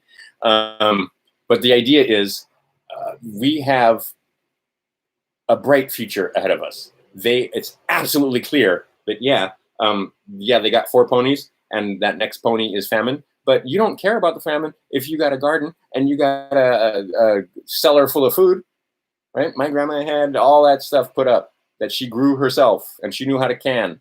So if the winter was hard and harsh and they couldn't get out of the house, and they for the most part didn't go to the grocery store anyway back then, but if you couldn't get out of the house and you couldn't barter with your friends and you couldn't go elsewhere, it didn't matter because you had food in the cellar. And they knew how to store eggs, and they knew how to store, right, all manner of stuff, not just pickling them, but I mean, you know, they used to have the I don't know if you remember, they used to have like an egg jar. Anyway, it had a lid on it, and you put the white stuff in there and put the eggs in, and the eggs will last forever. And people are just starting to rediscover the concept. But the idea is look up egg preservation on right here on YouTube. There's plenty of videos that'll talk about it. But anyway, the idea is if you've got a crap ton of food, this next pony isn't going to affect you any more than the pestilence one was going to affect you. If you had high levels of vitamin D and vitamin C, you weren't even worried about the Rona affecting you. If you had a decent immune system, you weren't even worried about the Rona affecting you. So that pony wasn't going to bother. And if you pick up your brain a little bit and understand that they are absolutely doing everything they can to get you to fight with your children, to get you to fight with your spouse, to divide and conquer, that's the other pony. And then the last pony is get you so full of patriotism, get you so freaking filled with ideas in your head that you'll offer your children up on the altar of war. Don't do it. They only got 4 ponies. And you can be immune to all of them if you wise up. But that's what's coming. So get yourself the food stored up, get your status changed, learn about, don't do anything that you don't know the consequences of. Because there are people now finding out, you write a bond, you're going to jail. Done. Done. Nothing you can, done. And there's basically no way out of it. You can't say sorry. You write a bond, you're going to jail. You do not have a license or the authority to write a bond. So don't. Don't fucking do it. And if you don't know why, you don't know how, well, then you need to educate yourself some more. But the idea is educate self, educate others. But when I say educate self, educate others, that doesn't mean you're going to change other people's minds. The way you educate others is Socratic method. And I didn't realize this, that people weren't understanding this simple concept, is that Socratic method is the only way to educate, right? Example isn't a way to teach, it's the only way to teach, so says Einstein. But the idea is, with Socratic method, that's how you educate others. And Socratic method is not telling them, it's getting them to ask the questions. And then giving them enough information so that it can answer their own questions. But see, most of them aren't even asking the questions, right? How is it that this happened to Jeffrey Epstein, right? And again, the pedophile thing is probably the last hole you want to push them down. So you can push them down the rabbit holes of corruption. You can push them down all manner of different rabbit holes when it comes to waking up, right? But you might ask them, hey, what's about this Podesta art? Right? Oh, what these bloodlines? Who are these Rockefeller people? Who are they related to? When it came to the Lolita Express and Epstein Island and stuff like that, who are on those planes? How do you know? How can we verify it? Hey, how do you know? Are those flight logs? What do you call? Are those flight logs genuine and bona fide, or are those flight logs bullshit and just photoshopped? Well, how do you know? Right? One of the ways that a good friend of mine woke me up to then this was, 30 years ago, 35, 40 years, 90s, anyway, was getting me to ask questions because I was so cocksure because, fuck, I had securities license and I used to do tax planning. How do you know the government, the IRS is a government agency? And I was like, well, that's nonsense. Because I remember there was one where it's like, your social security number is where it started out on that one. Is that, Taco Bell, I think it was, can't ask for your social security number on a job application because they lost something in court of law, and now they can't even ask for your social security number if you go apply at Taco Bell. I went down to Taco Bell, and right there on the application, it asked for their social security number. So that's bullshit, right? So that was easy. That was an easy one. But then some other stuff when it came to the IRS wasn't so easy. And then I started looking, wait a minute, where is their statute of creation? They don't have one. Wait a minute, where is their... Anyway, and then that led to this and that. And then pretty soon I was like, wait a minute, I'm fucking all these taxes. And I haven't paid tax since 2001. And I didn't just go, I don't want to pay tax because I don't agree with the wars. You're going to fucking go to jail if that's your attitude. Right? And then I got involved with some Quakers that they don't pay tax because based on their religious belief. Well, I didn't at that time, and I still can't. I can't stand on a religious belief to not pay tax, but I can stand on the fact that I'm not inside their jurisdiction and I don't have any income from within. And by the way, what is the definition of income and how come it's not well defined in the code? And Title 20, and then go back and read Title 26 and what the fuck is this where includes public office? What public office are they talking about? Oh, the public office that is U.S. person. Oh, 14th Amendment. See, and then it just rolled into this other and then I started being able to understand what the hell was going on there. And then I started to realize, well, yeah, you really do need to know what the words mean. And then anyway, and then it's just been a progression. But I didn't just come to this yesterday. And I figured out that, just like I said, Patrick Devine videos, if you watch those, back in the day, he was all about UCC and filling out their forms and so forth. And then he realized, oops, if you use the UCC, which comes from the Talmud, which is basically the Judeo law, not the Christian law, when it comes to commerce and so forth, maybe you don't want to use that one. Maybe you want to stand on this one instead. And maybe you don't want to use their forms. Maybe what you want to do is make forms of your own, written by your own hand, that do what their forms do. And then you need to use the right words, and then you need to send those documents to the right people.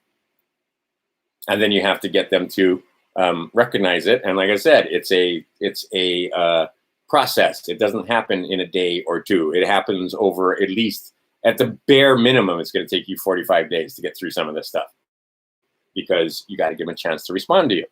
And then you can give them the defaults, and then you can give them, and so forth. And your documents can stand. And then the other thing too is that when they respond to you, like I'm going through this thing back and forth, this process started back in March. It is now June. We're still trading information back and forth because they don't want to let you out of the pen. In fact, they will try and scare you back into the pen. But I just got an email from them the other day, an email. They're using email. And in that email, but they won't accept anything in email. You got to send them hard copy. So I sent them PDFs of certain things and said, here's what I'm going to send you. Is there anything else that I need to attach? And they said, no, send this to us, and then we'll proceed from there. So now I have an account number. Now I have a case number. Ooh, I'm making my way through the thing. And this has been months, right? It doesn't happen over days.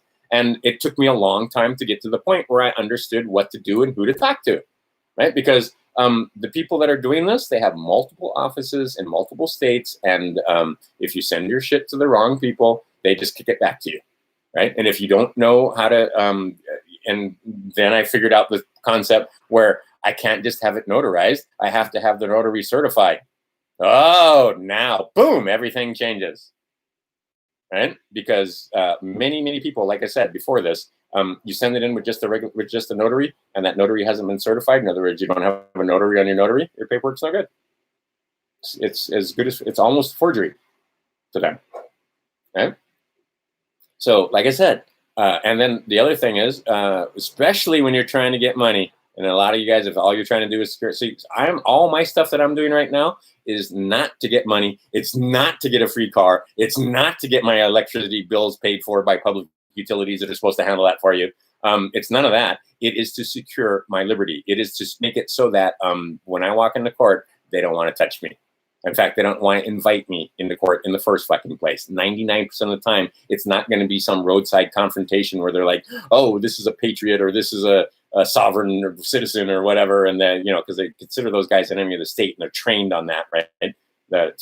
So what you want to do is make it so that when they get your documents or they get your ID or whatever it is, they run it, and then they go, oh, have a nice day.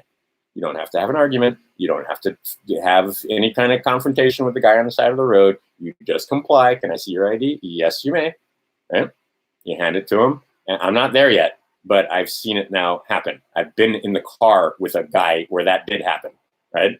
And he gave the ID, and it was a passport card, right? Because you have the passport booklet, and then you have the thing that basically looks like a driver's license, but it's not. It's your passport card. Handed it to him, and the cop ran it, right? Didn't have a driver's license, didn't have the car registered, didn't have any fucking paperwork, didn't have insurance. Handed him that card. Guy went back to his car. We sat there and waited. Another cop car pulled up, but that guy didn't get out of his car. He just stayed back there. So now we got two cop cars behind us. And then the other cop came back with the ID, handed it to him, and went, have a nice day. That's it. And I've had it happen to me where the cop just threw my stuff in the car and said, have a nice day. Right? Get out of here. Don't want to see you. Don't want to get sued. Right? Okay. No fight, no nothing, I mean, everybody was pleasant, and we went on our merry way, and they went on their merry way.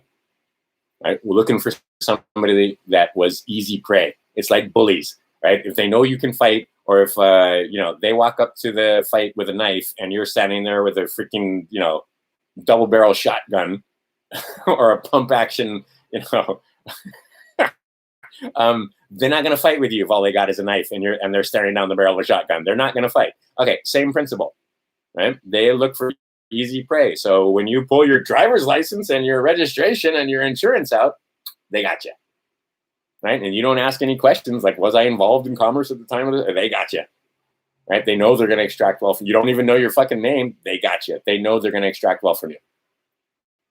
Right? They don't want you on the other side. They don't want you joining the ranks of, right? So they'll do everything they can to stall and deny and defend until the end, and confuse and confusticate and all that kind of stuff, so that you don't get off. Right, the slave doesn't get to walk off the plantation easily. And when you figure out you can't walk off the plantation, because all you're going to do is walk off of this plantation and walk onto another plantation, because there isn't any place here that hasn't been colonized and isn't part of the plantation. The three temples control all of it. So all you do is walk along peaceably on the land and try not to run afoul of their. And see, if you stand on your square and you're not, not making mischief in your contracts, and you haven't caused anybody any loss, and you haven't disturbed the peace, and what's the other one? Oh, see, I got to draw it so I can remember it. Wow, really? That's bad. So you should be able to rattle those off. And I used to be able to rattle off. I'm getting old, so I can't rattle off the Bible passages like I used to. Let's see here. So what is it? It's don't disturb the people. Oh, loss. Don't cause anybody any loss, right? So peace, loss, mischief in contracts, and harm. There you go. So you haven't harmed anyone. You haven't caused them any loss. You haven't disturbed the peace, and you haven't done any mischief in your contracts.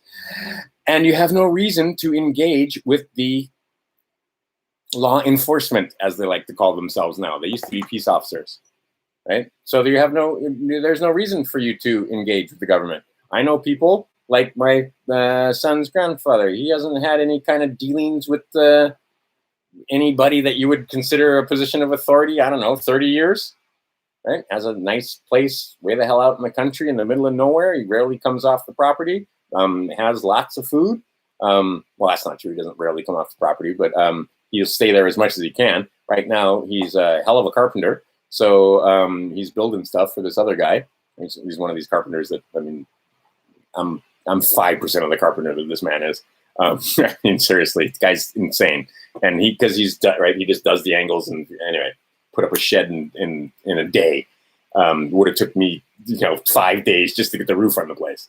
Anyway, the point being is that if you're on your square, you have no reason to deal with these guys, right? But you want to get your paperwork in order. Then once you get that stuff in order, now you can start talking about, oh, well, yeah, give me that public debt and I'll have it, I'll have it offset by certain members of the government. So now you can start fooling around about your 1099s and the OIDs and stuff like that. But until such time as you have secured your liberty, I wouldn't be dicking around with trying to get, quote unquote, your birthright from them, because you haven't done the things that you've done that are supposed to be done to claim that birthright. Because this is a wealthy, wealthy nation. And we are extremely wealthy, and we have been robbed by this government that they have placed over us. But they have all manner of pitfalls trying to separate the wheat from the chaff. And many of the people fall into those pitfalls because they try and get free stuff, because you're greedy, because you fall under one of the 7 deadly sins. And generally, that's going to be avarice, where they get you. So they put those things out there that, like a little shiny objects for you to grab, right? Where your little kitty is better. And what you should have been is over here securing your liberty, right? Securing your status and so forth, before you went and went after the shiny toys, right? And again, if you're going after the other stuff, make sure that what you're doing doesn't come with penalty that involves loss of liberty, right? Because some of it, you fuck up the paperwork or whatever, and it's just a fine, or you may have to. You're not going to lose your liberty. It doesn't come with jail time, but some of it comes with not less than 1 year served. So they're going to get at least a year out of you if you don't know what the fuck you're doing. So again, don't let that be the thing that stops you from doing anything. Is, I could get in trouble. Because if you're doing it right, you're not getting in trouble. You're not getting away with anything. You're just securing your inalienable rights using documents and paperwork, right? You can't get in trouble for that. What you can do is get in trouble for, say, like these guys, these patriots that were writing bonds, and they weren't writing bonds. What were they doing? They were Liens is what it was. There were leaning judges or leaning cops or leaning public officials and so forth when they had no authority to place those liens. Oh, so then they got the liens pulled off, and then they wound up going to jail because those were fraudulent liens. Mischief in your contract.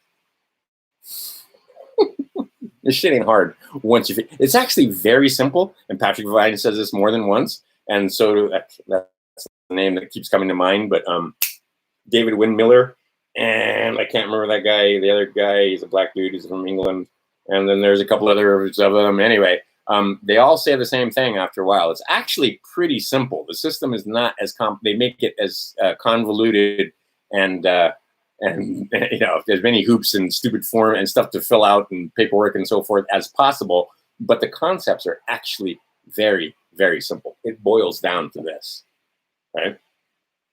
And so, I mean, standing on your square and being a square person and being somebody that can govern themselves, and you show them through your documentation that you, and that, like I said, I've said this numerous times here in this very video, that they assume you're intestate. So don't be intestate. In other words, have a will that's recognized internationally by at least one other country. Because again, it says it right on their freaking website that the apostille that you get from the United States is not recognized anywhere in the United States as possessions or territories. Says it right on there. But anyway, you can't be intestate. You can't be incompetent, which means that you're of age and so forth. So the paperwork that they put out for you, that was good for 7 years. Did you renew? And I just got my, I have a trademark. The trademark was good for 5. It's a registered trademark. So on my stuff, it gets the little R with a circle around it. It's not just a patent pending or anything. It's an actual trademark. You have to renew it every 5 years or it's no good. The mark that you got when you were a baby, they gave you a form, and it usually will have your last name first and middle initial. You didn't ever renew that, did you? That other document that you put out there, you didn't. Anyway, there's a lot of documents that you have floating around, and they just assume you're dead and lost at sea. So they take care of your estate for you. Of course, right? They're magnanimous that way. They're usufructing it. So if you didn't let them know, all right. So anyway, you're an infant, right? And you don't want to be an adult. You want to be a man or a woman, because an adult is short for adulterer, and adulterers need fucking punishment and they need governance. So you've shown them that you can't govern yourself again, right? That's 2 strikes. 3 strikes and you're out. So you are intestate, you are incompetent, and you are insolvent. So they got to take care of you. Simple as that. And so then you got to know some other basic concepts like 3s and 9s and 13s and so on, right? And 7s. So 7s are in there also. Oh, 7's an extremely important number. And see, the numbers have meaning. You just think 7. 7 is an abstract concept. 7 what? Am I talking about 7 pens? Am I talking about 7 quarters? Am I talking about $7? Am I talking about, what am I talking about with 7? 7 has meaning all on its own. 3 has meaning all on its own. 13 has meaning all on its own. In this book, 13, we talk about 12 apostles and the Christ. That makes 13, right? I mean, they're stories. They're parables. It's like understanding memes, right? If you don't know what a Karen is, that meme means nothing to you. If you don't know what Pepe the Frog means, that meme means nothing to you. If you don't know who the old woman who was putting her money into the treasury, and she didn't have very much money, and the other people were scoffing at her and so forth, because there were other people getting huge amounts of money and so forth. And what did he say? He said that the least and the most, as long as they gave all. That's a parable. Right? Again, like I said, if you go back to the Sunday school video that I had made, and I'm sorry because I looked at that and I was cringing because I usually read better than that. But anyway, but the idea is that's not a story about demons and pigs. It's not a story about the dead building the dead, or excuse me, burying the dead. You need to know the concepts and what the words mean and what the parables are talking about. Right? You need to kill your straw man and bury him. Right? Cain and Abel. Anyway, and where does that 322? You're starting to see that all over the place. It's funny because go look you'll see 322, 322, 322 cases, and you'll see 321, 322, 323, and then USA Today. Oh, it's just a lot of numbers, so it doesn't matter. Go look up 420. How come there's not a lot of 420s? Just saying, the numbers themselves have meaning. The words have meaning. You need to know what those meanings are, and then you need to apply them, and you need to let them know. And if you don't know who them is, that's going to be a problem, that you know. So they know you know that they know you know, and everybody's happy, right? And then you stand on your square, and you pretty much won't have to deal with these guys, unless, of course, you're crossing a border, in which case, again, you're going to need that proper paperwork to travel. Right? And that's how you know you're a slave. Really got to pay them money so that you can exercise your right to travel. But there's no way around it. There's actually, that's not true. But see, now it gets deep and it gets problematic. But the fees that you use to get that paperwork, yeah, you can have those offset. That doesn't have to come out of your pocket. That doesn't have to come out of your labor, in other words. Right? Because you can labor for money and you can pay all the fees with your labor, but you can have all those fees offset because you have the right to travel. Right? That gets deep. But like I said, so if you've paid for a passport with your labor, you could get that money back if you knew how and you had the proper standing. If you don't know how and you try to get the money back, well, now you're being fraudulent and they're going to accuse you of mischief in your contract. But if you do know what the fuck you're doing, all the fees that you pay to get those documents and paperwork will be offset by the Treasury because you don't owe those fees out of your labor. Right? Because you have the absolute right to travel on this planet, to cross borders that they've set up. Right? But if they can trick you into thinking that you don't, or that you have to ask permission, or that you, right, there you go. If you have to ask permission, then they know that you need governance. Okay, I'm done. Enough for one day. Like I said, I had so much is going on. Again, the plan is to let the thing burn down so that the people get exposed so that they can be, I think even Trump put out a tweet recently that said something about in the next 90 to 120 days, you're really going to see a draining of the deep swamp because a lot of these people expose themselves and they can be rounded up and arrested. There's all kind of stories and conspiracy theory about Gitmo being full of people and so forth. I don't know how true those are, but I do know Trump is going to say a few things out loud to large groups of people, and you might want to pay attention when he speaks. And I'm just looking over this thing. Is there anything?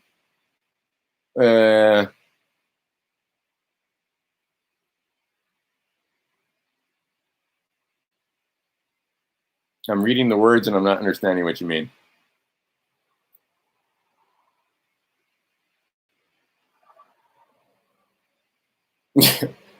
I guarantee you the numbers are rigged. All right. Thanks for your time.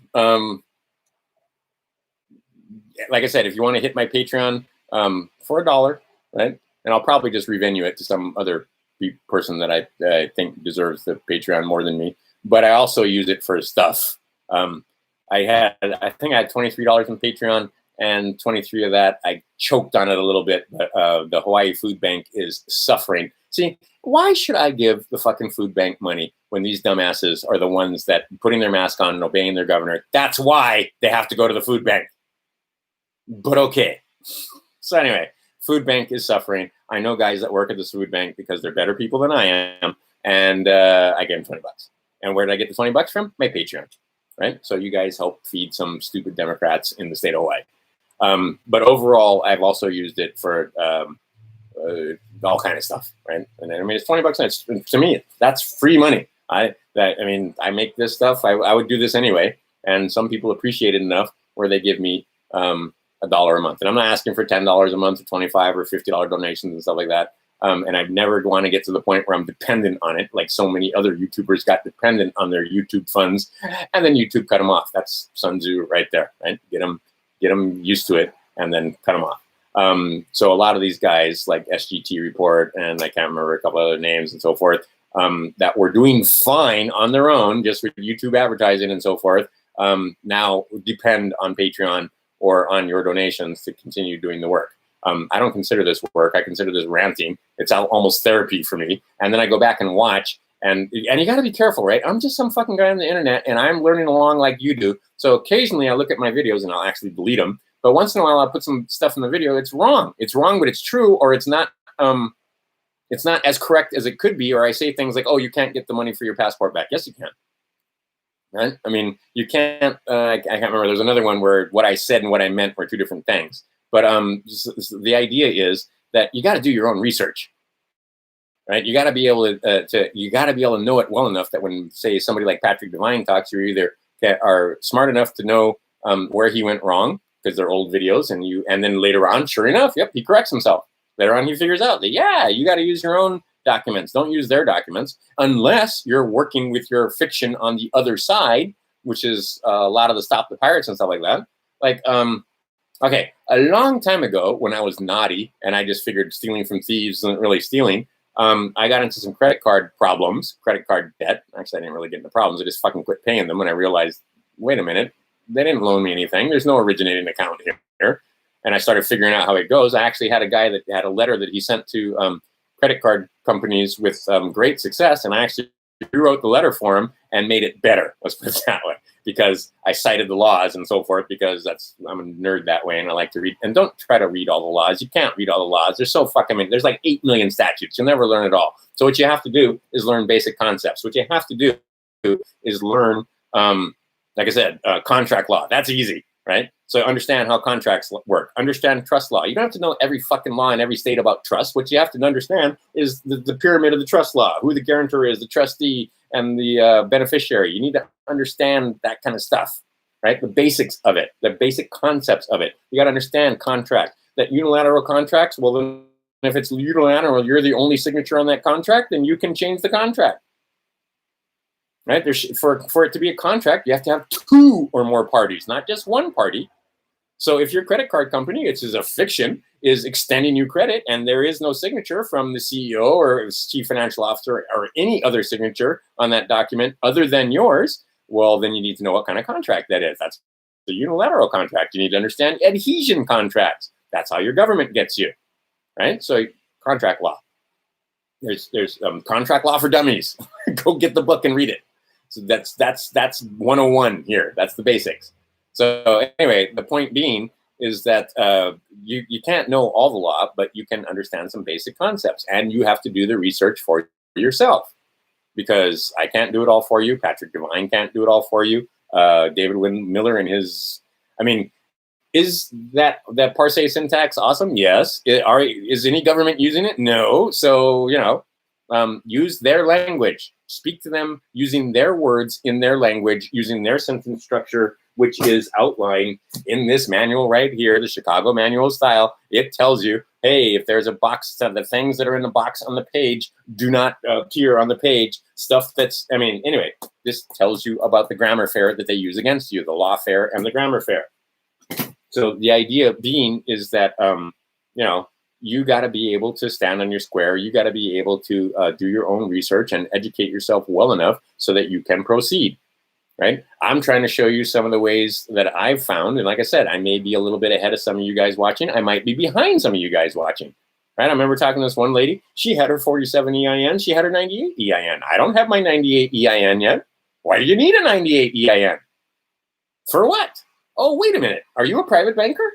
Why, yes, you are. Do you have a depository? Why, yes, you do. Are you forced to be your own postmaster? Yes, you receive mail all the time. Oh, look, Geico, right? Insurance. Oh, find out about insurance. I just had a friend asking me, should I go work for this insurance company? And I just said, don't. Right? I used to be in the business. But anyway, and pretty soon I won't need insurance because I'm going to be self-insured. How does that work?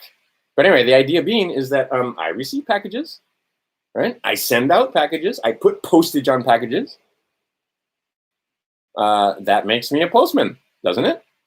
And see, that's post, not mail. I'm not a mailman. There's a difference.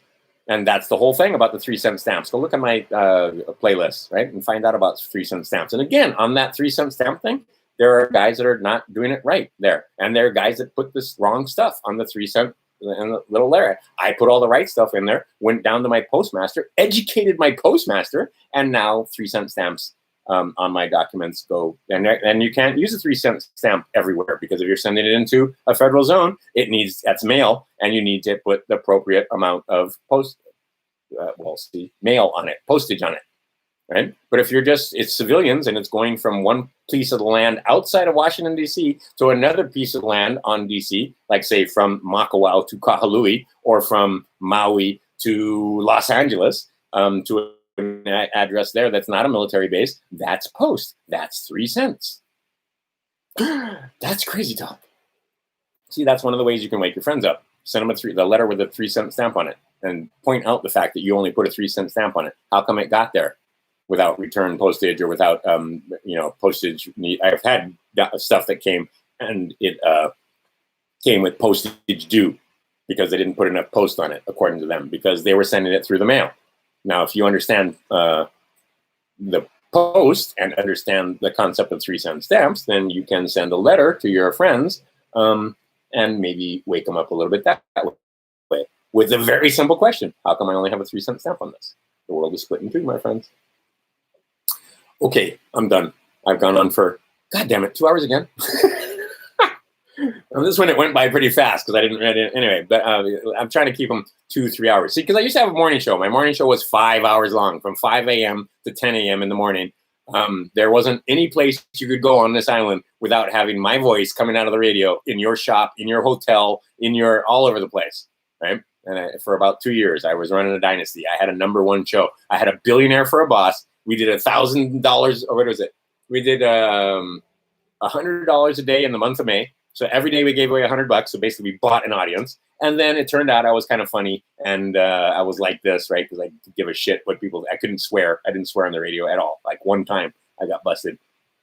And the FCC fined me $100 for saying shit on the air. And what I was talking about is drunk driving. Don't do that shit. I just slipped out. But anyway, don't do that shit. Don't drunk drive. That's just stupid, right? Are you a baby killing murderer if you get behind the wheel? Because I know a lot of people that get from point A to point B and they've had a few and they're fine. But it's just a bad idea, right? Anyway, but the idea is, so if the cop pulls you over and you're drinking, now they've got all kind of exorbitant fees and so forth. Do I think that you should spend time in jail and pay them thousands of dollars because you had a few and you got in your car? No, I do not. However, if you do and they bust you and you don't know what to say and you don't know how, well, you deserve what you get, right? And then I figured out, I'm not going to go there because I'm not going to admit to certain things, but I figured out that there are many, many, many quote unquote laws that they have their place, right? You shouldn't be beating on your woman, and you shouldn't allow your woman to beat on you. That should be, right? No harm. You're pissed off about the fact that, yeah, it's been years of repression. Don't cause anyone any loss by throwing a brick through the window, though, right? Don't disturb the peace. Right? You can go out there and peacefully protest. You can go out there and, like the guys with the red hats and the guns strapped on, fucking took over the rent down there and addressed the grievances. And I guarantee you those people were paying attention when a bunch of armed men walked into the Capitol. Did they fuck shit up? Did they burn anything? Were they even loud? Right? Stand on your fucking squares and you don't need governance. But while you exhibit the fact that you need governance and you're an adult and you go out and get drunk on Friday, you fucking need governance. So if you want to get to the position where now you got to walk the walk, and that's tough because I can guarantee you there's some people I'd love to beat on. Right? And there's some people that would love to beat on me. When I had that morning show, are you fucking kidding me? I got a death threat every week. That was just king of the territory. Right? Anyway. Point being is, you got to be Christ-like. And Christ wasn't out there causing mischief. Christ wasn't out there harming anyone. He was healing people. Christ wasn't out there causing people loss. He was increasing their wine or their bread or their whatever the fuck it was. He wasn't out there disturbing the peace. Right? So you got to walk the walk. It ain't so easy.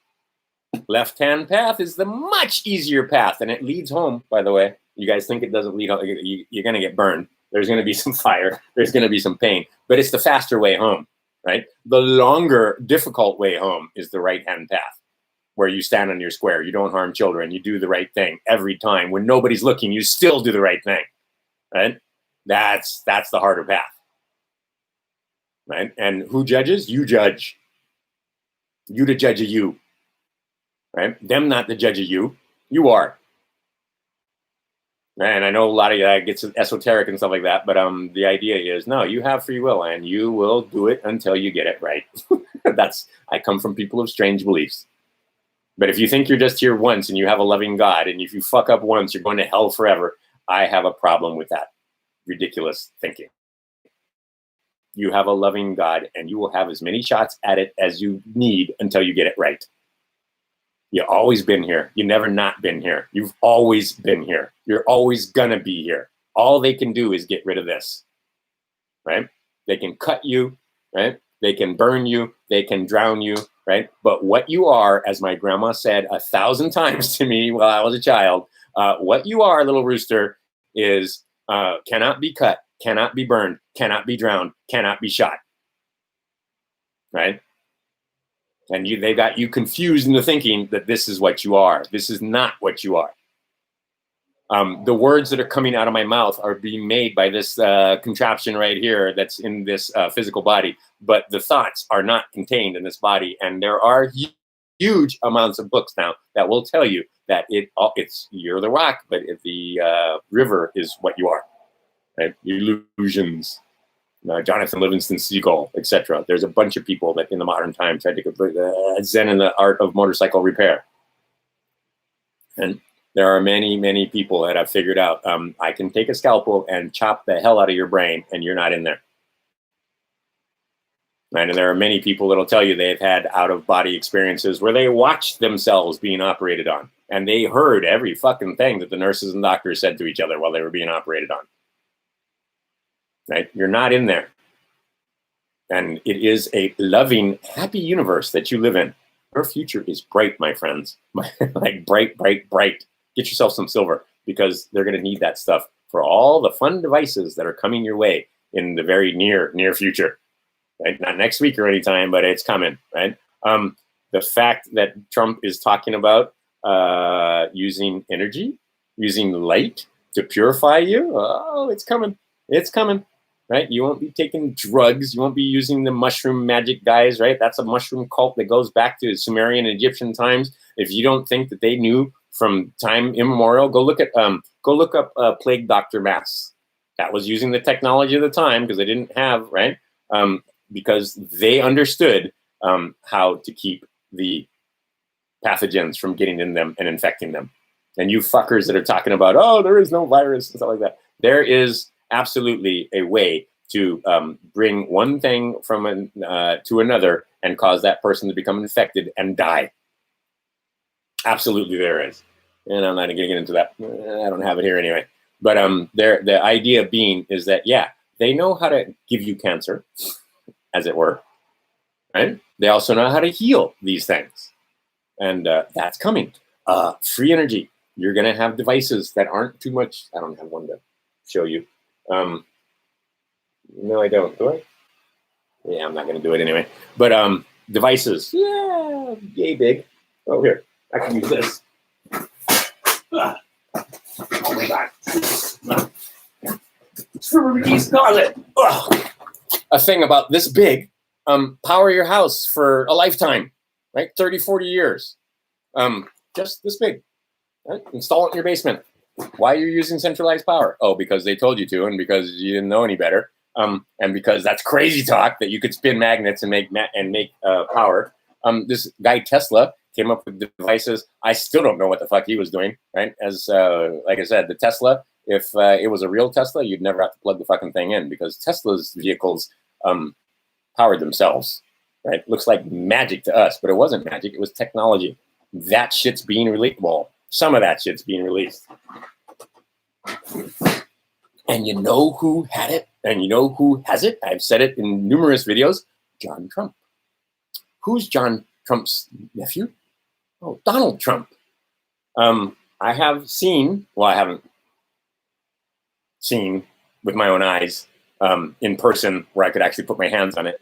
But I have seen information when it comes to looking glass technology. There's multiple devices because time doesn't work the way we think it does. I do not have any personal experience with going backwards or forwards or sideways in time. Right? That's the Mandela effect, is the sideways thing, right? Because it's right anyway. But we have the idea that it all just goes this way, right? I remember when I didn't have a son or sons. I remember when I did have a son, he was a cute little baby, right? Now he steals my pants. You know what I mean? So it looks like there is time, even though everything I've read in physics and Einstein and Fermi and all these other guys, they tell me that it's an illusion. Well, it's a fucking pretty persistent illusion, because it looks like there's time to me. But apparently there are devices and there is spiritual technology also, just using your mind, where you can move through time. I don't know how it works, but apparently such things exist. And it's being deployed as we speak. And this is why your future is so bright. They win. They've already won. They've told you this. We win.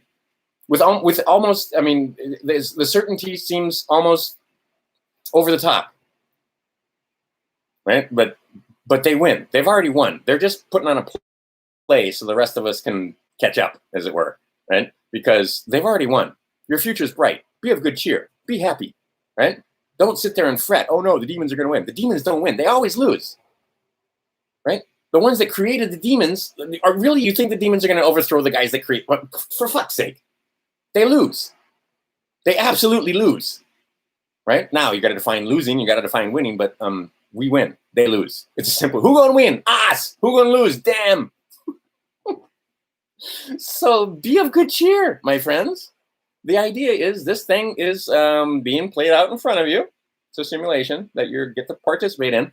A reality TV star is your president. They get you to participate. They put bricks on the side of the road for you to throw through the window so you can participate in the reality thing that we've got going on here. Right? If you choose not to participate, that would be the smarter thing to do. Just watch from a distance, right? Just be the, the impartial third-party observer is what you want to be, right? Just watch from a distance, from your square, and everything's going to be fine. But understand, the energy technology, it's coming. Oh, that's going to be awesome. The fact where you'll be able to build a plane, you don't have to land the thing if you don't want to, because it's never going to run out of fuel, because, right? Vehicles, cars, boats. You get a boat, and now you've got energy, and you want desalination, you're in the fucking ocean. So now you just take, because that's the problem, is it takes too much energy to desalinate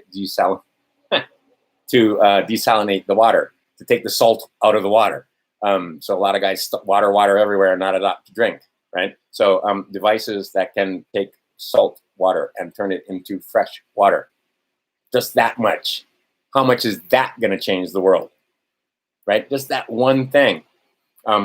They may or may not, I'm pretty sure it's coming though, or they're going to take some of the restrictions off on, one song can change the world. They know this. They don't want you writing that song, and they for fuck sure don't want you listening to that song. But one song can change the world. They don't want you writing that song. So they make sure they have out. You can sing about niggas all day long. Niggas and hoes and pimps, y'all, right? Dollar bills, y'all, right? Gin and juice, y'all. You can sing about that all fucking day long, but they don't want you singing songs that lift up the spirit and keep you on your square and remind you to be a good person. They don't want songs like that. They don't want songs that still your heart and make it so that you remember why it is you put a ring on that woman's finger, or why it is you accepted the ring from that man, right? No, they want you in a position where you guys get so fucking frustrated with each other that you're beating on each other. And now they can make money off of that because you're bonded slaves. So now they've taken everything that we do and figured out how to make money off of that. Right? They don't want you guys. But if you understood the concept that you are not ruled by the good guys. And when I say guys, you guys are thinking guys. You guys are thinking G-U-Y-S. Guys. No. Guys. When you put the cloak on, the guise of good, the guise of evil, right? Because underneath it all, it's neither good or evil. I am neither good nor evil. Neither are you, right? You can choose a left-hand path or a right-hand path, but you're supposed to transcend that in one lifetime. Most of us can't do it in a lifetime. So it takes a lot of lifetimes. And see, you fuck up, you get a chance to do it again. And every time you get a chance to do it again, it's like your first time. And then some of us, because this thing is getting old and we're toward the end of the thing, some of us are starting to remember, wait a minute, I've been here before. That takes a lot of meditation, and it takes a lot of, and some people are doing it with ayahuasca and LSD and other things, and they're starting to realize, wait a minute, there's only one thing. There's only fucking one thing here. Right? There's not a lot of things here. There's a thing here, and you're that thing. It's all happening upside down in the dark in your head. But it sure looks real, and you sure look like you're on the other side of that computer screen than me, and you're not the same as me, and you're a different person than me. But let's see here. Get in a spaceship and travel out and look back, and you see this one tiny little dot, and everything that's happening in your life, in your world, in your whole experience is happening on that little tiny dot. And guess what? There's trillions more dots like that. Thousands of trillions of more dots like that in the universe. And some of them also have lives with people's, right? And if you wanted to, you could incarnate there. Apparently. I don't know this for a fact. But apparently that's how it works. But wouldn't it be terribly boring and horrifying? You couldn't even, right? If you remembered every lifetime that forever, because you've been here forever. And you're here now, and you're going to be here tomorrow, whether your body's here or not, right? Your parents, your grandparents, they're still here, or maybe that's you, right? Because you can reincarnate. You've had other lifetimes. That's crazy talk. He's a pagan. He's a sinner, right? And yet I hold this thing up because that Christ, the Christ Jesus, he told you about reincarnation. I knew you now. All right. I know you now. I knew you before. I'll know you again. What did he mean by that? But the idea is that many, in fact, in the West, we're the only guys on the planet that think about the one time through thing. The Buddhists, they tell you reincarnation. Hindus, they tell you reincarnate. Africans, they tell you reincarnate. Aborigines, they tell you about reincarnation. Everybody understands except for the white man who was given that book and told that that was the only way, and that the only way to come to Jesus is through that book and so forth, and everybody else is a heathen. And here, we'll give you some technology, and you go conquer the world for us. And they did.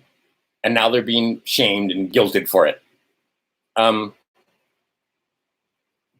My great-great-grandfather has nothing to do with you, whether he was one of the ones that was a slave or a free man, because this is the thing you guys seem to forget. There's you. And to do there, right? And then, oh. And you go back just a few generations, and Einstein told you, right? I mean, it's only 5, 6, 7 generations. You got a lot of ancestors.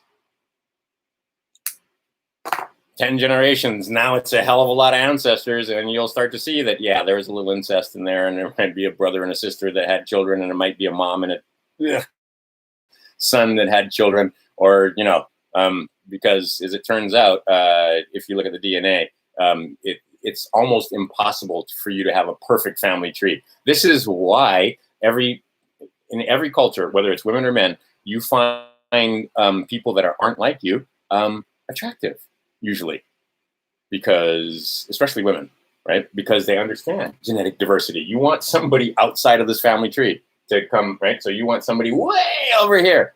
So if they don't look like you, right? So that's why you see a lot of black women and white men, black, right? In our state, in this state of Hawaii, nobody even thinks twice, right? If my girlfriend's Japanese and we had babe, nobody thinks twice. That's why my mom actually stayed here, because she was, all right, this is my favorite part. And I'm going on for too long, and I'm going to shut up here. But the idea is that my mom was white and my dad was black. All right, white and black, Caucasian and of African descent, actually Moors. He was a Moor on the land, and he knew this, by the way. There's an oral tradition in our family because we were already here. You can't do the fucking math. There's no way we all came on slave ships. Just not possible. There were millions of us here already. And they called them Spaniards, not Moors. And who had conquered the Spanish Empire? Oh, yeah, that's right, the Moors.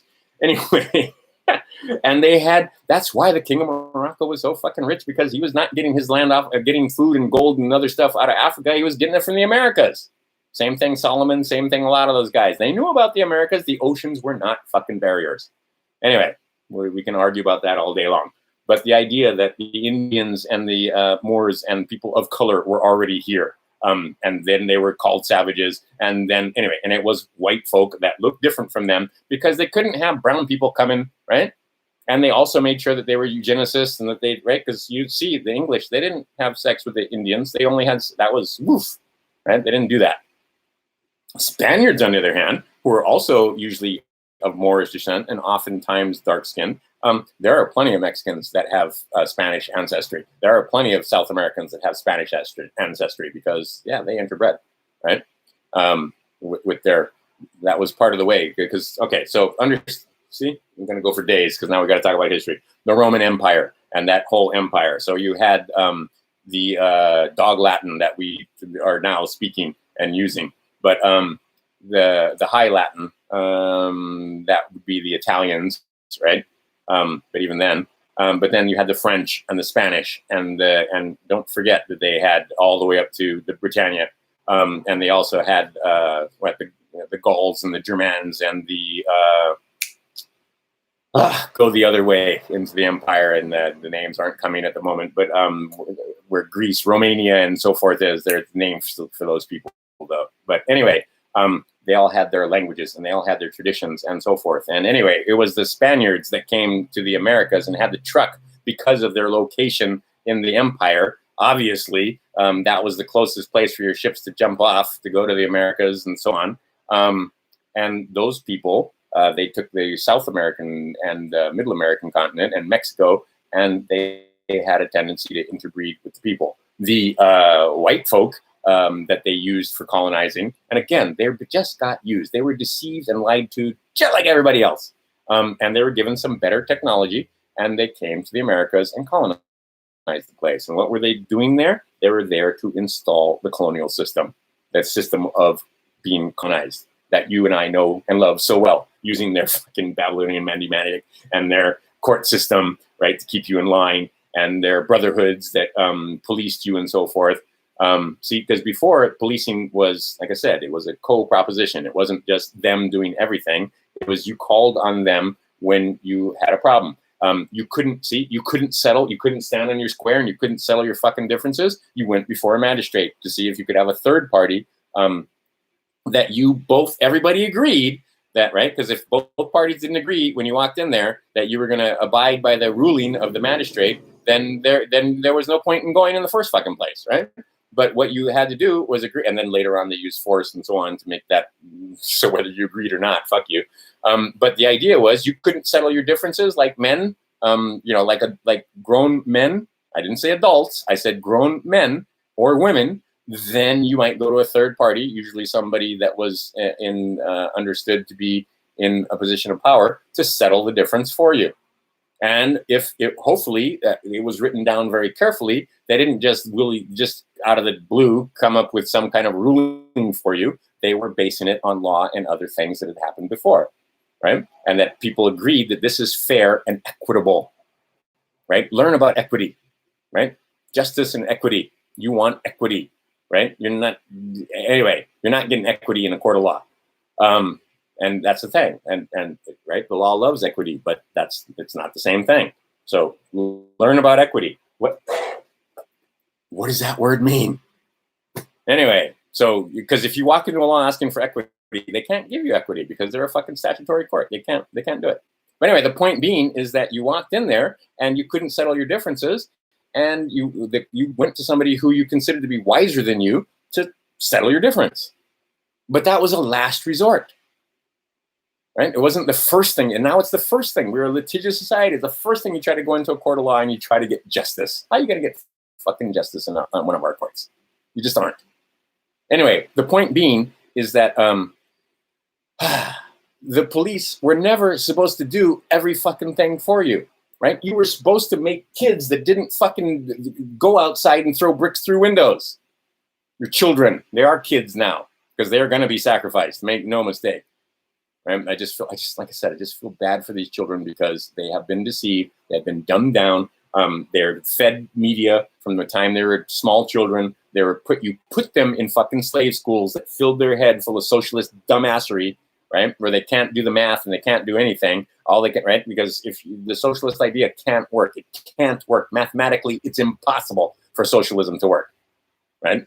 It is the side of the demons. It is the side of the devil. It is this. It is Satan. It is absolutely. If you see what the fucking Chinese communists did to their own people, they had these fucking people eating each other, literally fucking eating each other. Go study Chinese communism, right? That's what they have in store for us if we don't fight against it. Okay, so the idea being is that this system, it does mathematically, it can't work. I'm not even going to argue the point. I don't argue the point with these fucking kids because they can't do the math. They can't even do the basics math. They can barely fucking do fractions, right? Most of them fucking roll over when it comes to fractions. So algebra, right? Calculus, statistics, fuck all of that. They can't do any of that. All they know is those guys have more money than me, and that's not fair. And I will tell you that, yes, when the wealth gap gets to where it is right now in our country, where we have a wealth gap, where we have so many people that are struggling to get by, and then we have a very few that are flying on private jets, and a $200 parking ticket means nothing to them, right? That's not going to fuck up their game plan. It's not even going to make for a bad Saturday, right? Meantime, you get a $200 parking ticket. Now, ooh, shit, can I make rent? Well, fuck, that's that much less food on the table, right? Okay, when you get a wealth gap like that, yeah, there's going to be some problems. And it always, read your fucking history, it never ends well. It's never ended well in the history of the world, and it's not going to end well for us. But we have these guys who have their looking glass technology, and they have their crazy game plan. And their game plan is, again, if you're just joining us, I've been babbling for hours, is to take the money that we were spending. It's not the whole game plan, but it's part of the game plan. Is to take all that shit money that we were spending on foreign aid and throwing it off to the and bringing it home.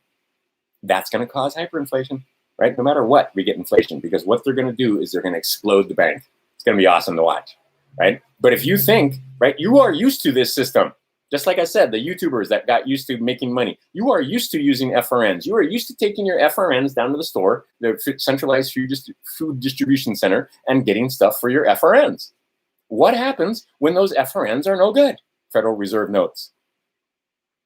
And they're going to be no good, right? You ain't prepared for that. And neither are most of your fellows. And stuff's going to happen if they don't put something underneath.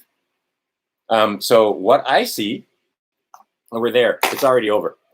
Anybody will tell you, any Mason will tell you that that's worth his salt. Gregory Mannarino, I'm talking about him.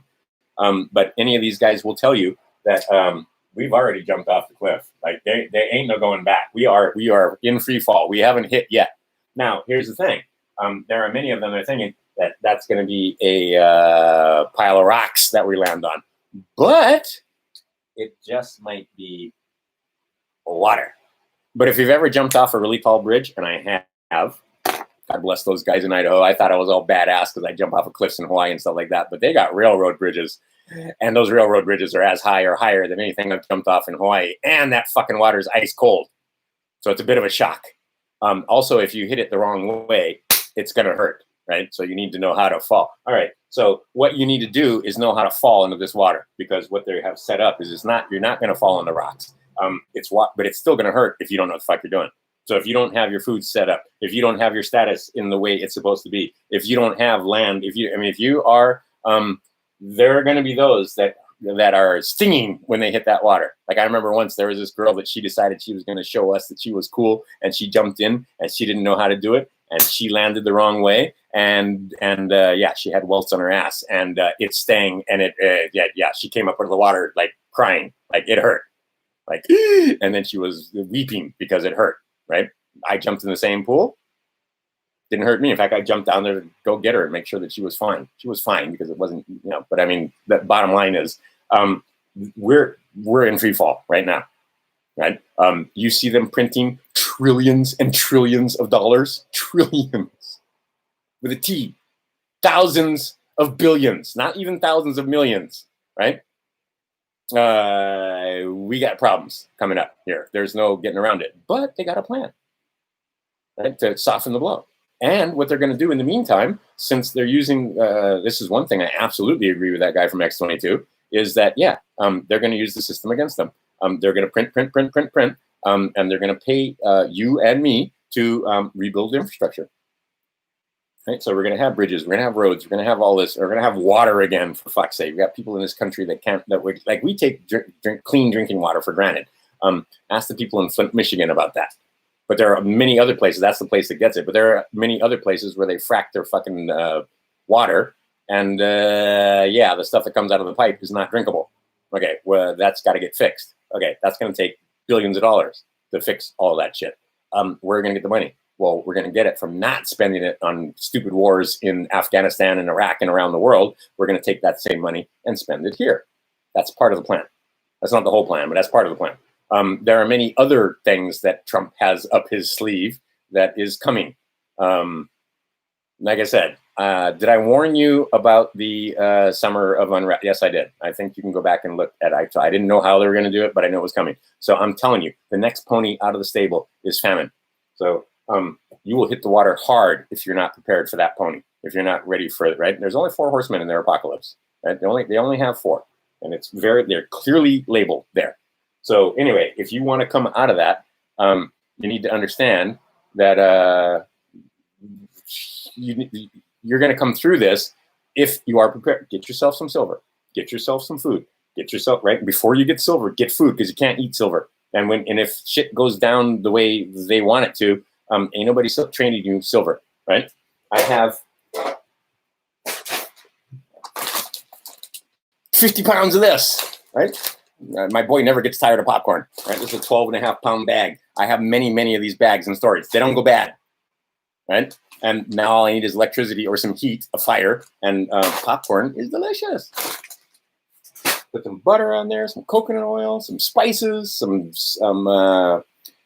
spirulina, and I'm looking right at the bottle and I can't think of it, brewer's yeast. And you put it all in there, and that's a freaking meal right there, popcorn. But I mean, that's just an adjunct, so you're not hungry, so you have snacks. But got that handled, right? And popcorn makers, right? But what if there's no electricity? Because much of our power here comes from burning oil. And the Maui Electric Company charging everybody more, even though the oil was, anyway, such a scam. You can offset that, by the way. And there's videos from Patrick Devine and others that show you how to let the public utility company know that, yeah, you're not responsible for that, right? You don't need to pay for that out of your labor. The government will offset that for you, but you don't know how, right? Same thing with your water bill. Because electricity and water are considered basic necessities. And then 1933, they took everything from you. There ain't no fucking money, so you can have as much as you want.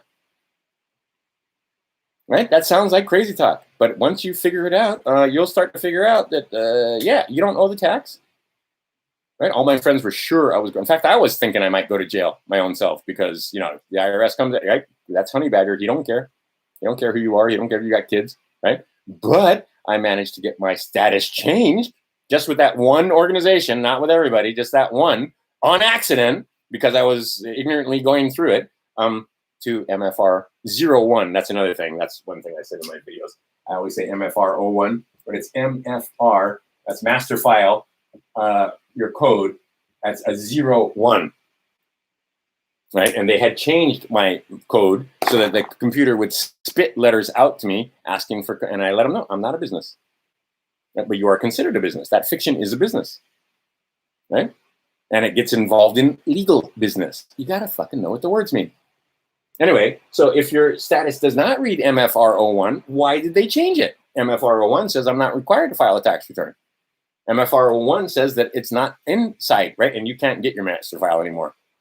And like I said, once you figure out the laws, they change the laws. Once you figure out, so I mean, trying to get your individual master file, I have a copy of one that's old, but now trying to get a new one, they won't, there is not, nope, fuck you, right? Because Bush and Obama both absolutely destroyed the Freedom of Information Act. But it used to be with the Freedom of Information Act, you could get information from them with regard to you. Not anymore. They can fuck with you if they want to.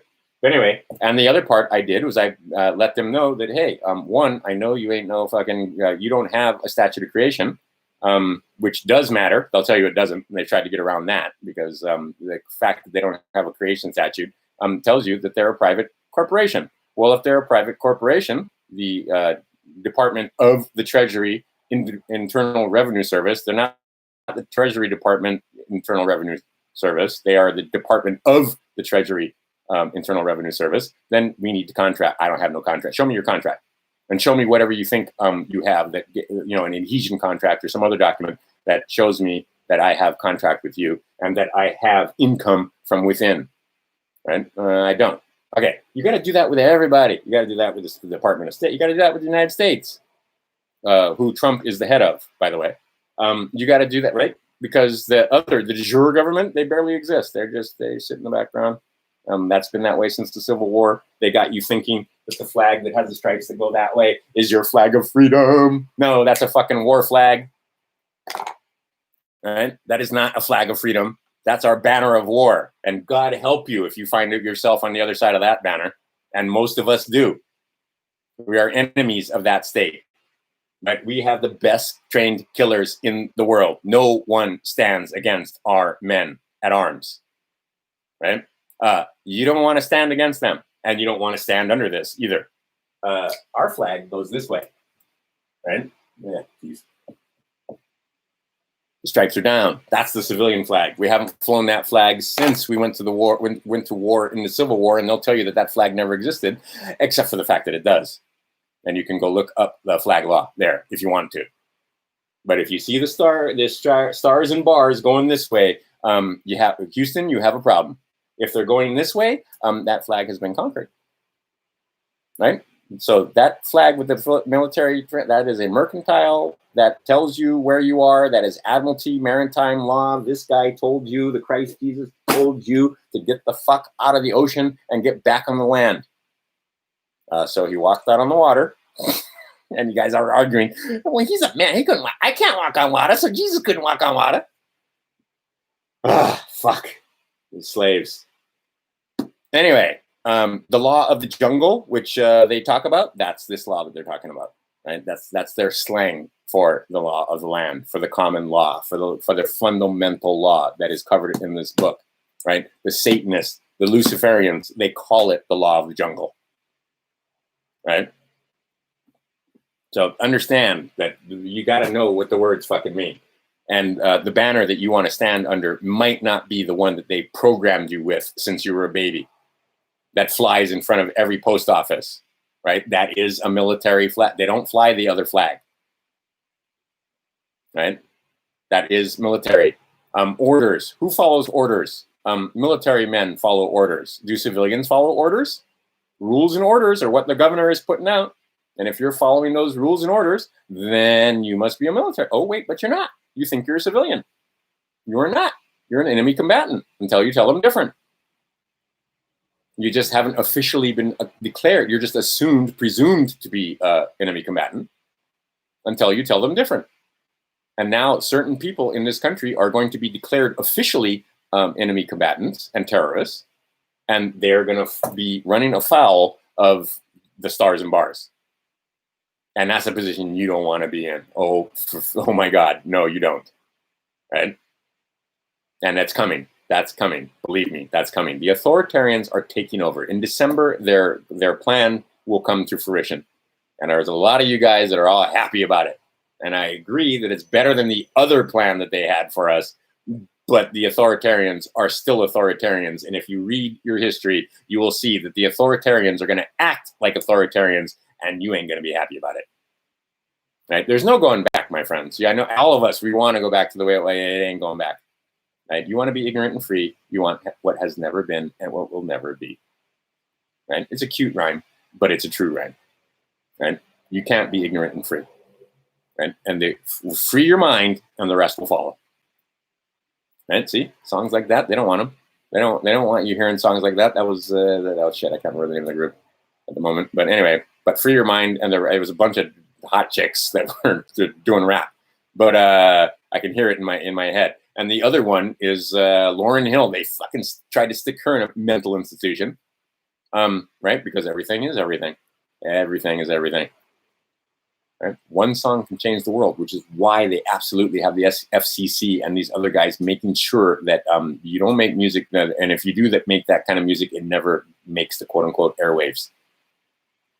Because they know that you are programmed. And one of the easiest ways to program this mind is light and sound, and sounds that are pleasing to the mind we call music, right? But it's just mathematics. It's the beautiful expression of the mathematics, because all of it can be quantified. Every bit of this can be quantified with numbers.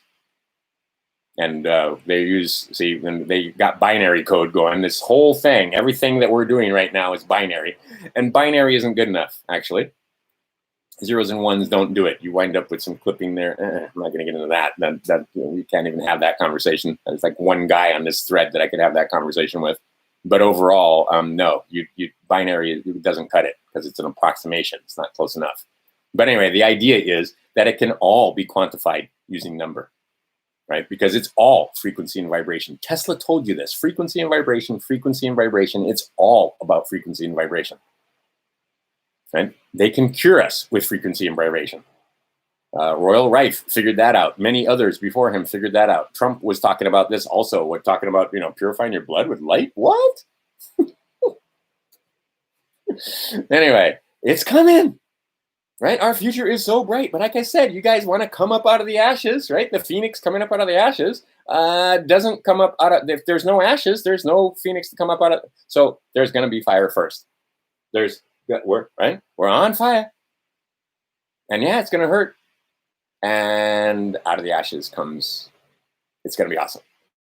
But so the idea is, if you understand that, I've used multiple metaphors here, just like in that book, right?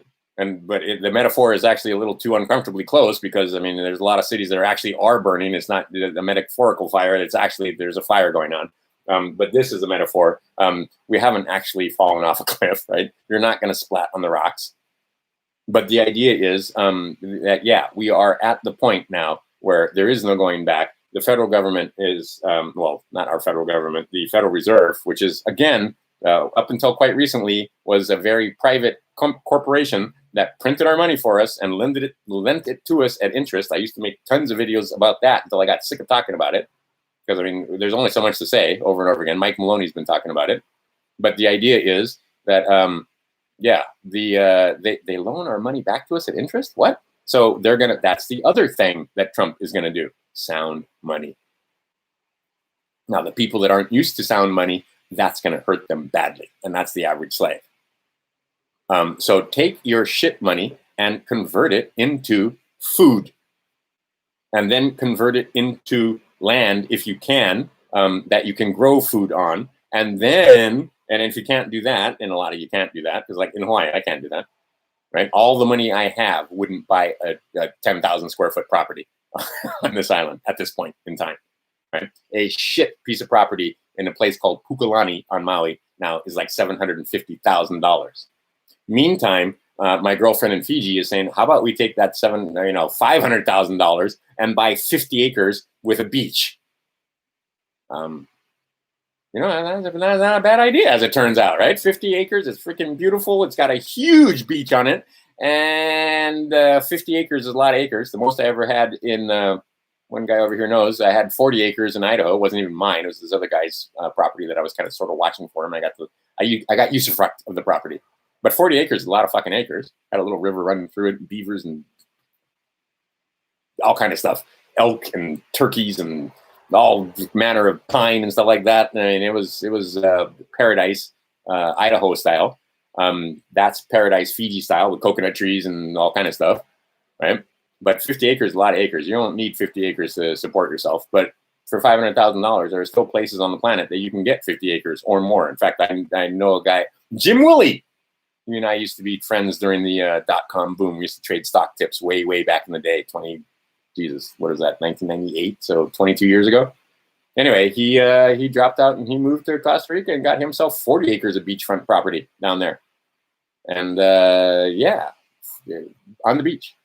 But the idea is, okay, so if you can't do that, then fine. Live in your fucking little box in the middle of suburbia or whatever. Make sure you got some food. Maybe you could have a plot, because it doesn't take much land to grow food.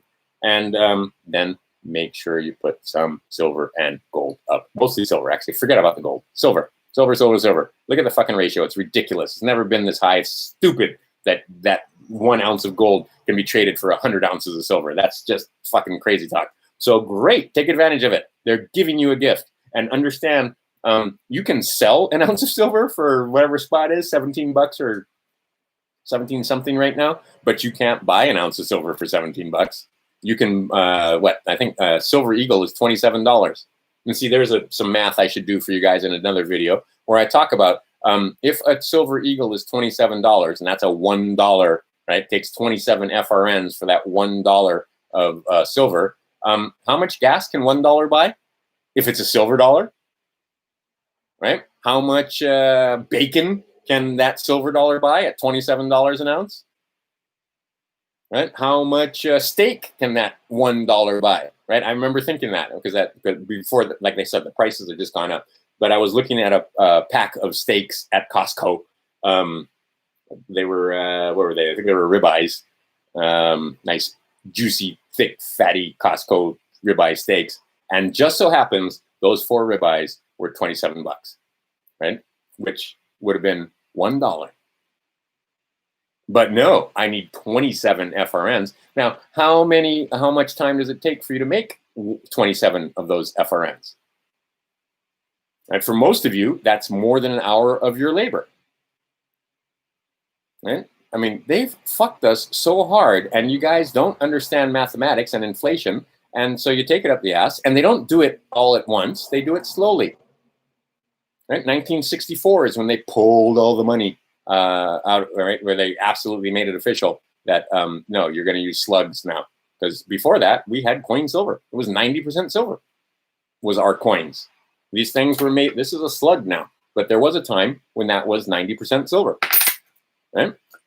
Get these guys, because if you're buying silver dollars, that's like, I mean, even these are going to be worth way too much money at the swap meet. You're going to need change. You're going to have to set up accounts and stuff like that. Because, like I said, they're changing our money. There's no question that they're doing this. And they're going to try and tell you that the transition is going to be easy. That transition has never been easy in the history of the world. Go take a look, right? Well, actually, we don't know how it works because there's never been a time when everybody's been on fiat. And everybody's on fiat now. But when we go from fiat back to sound money, it's still going to hurt the common man.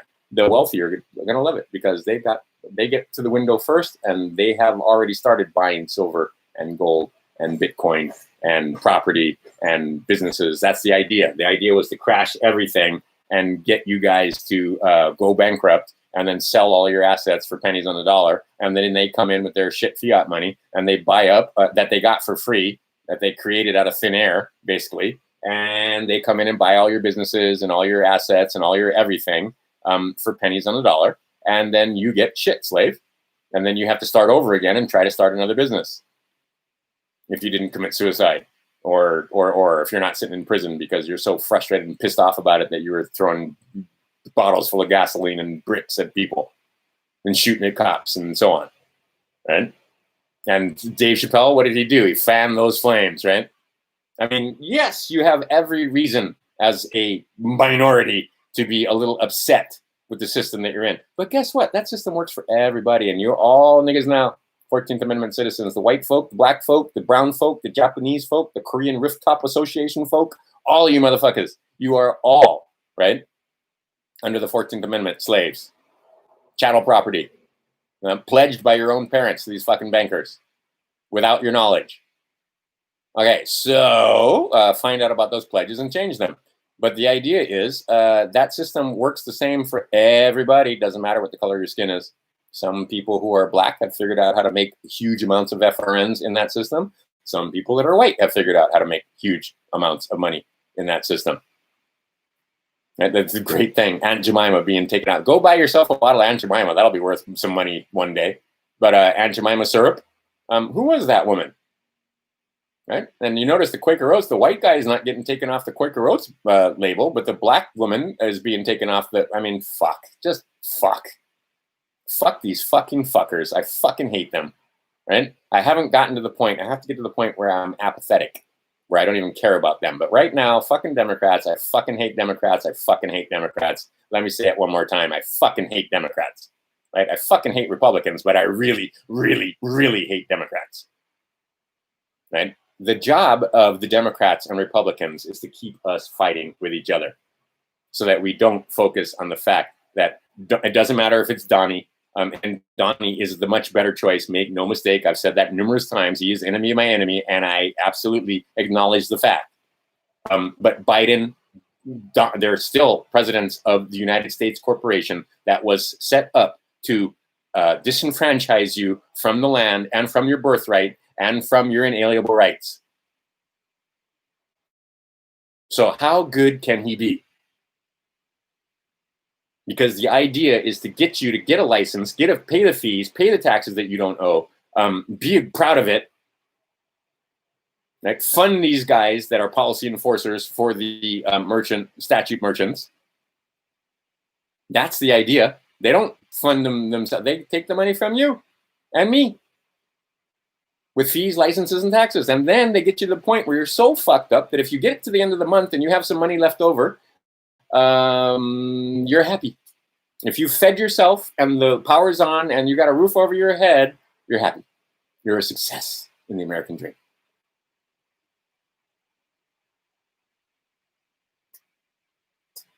Okay. I'm going to stop talking now.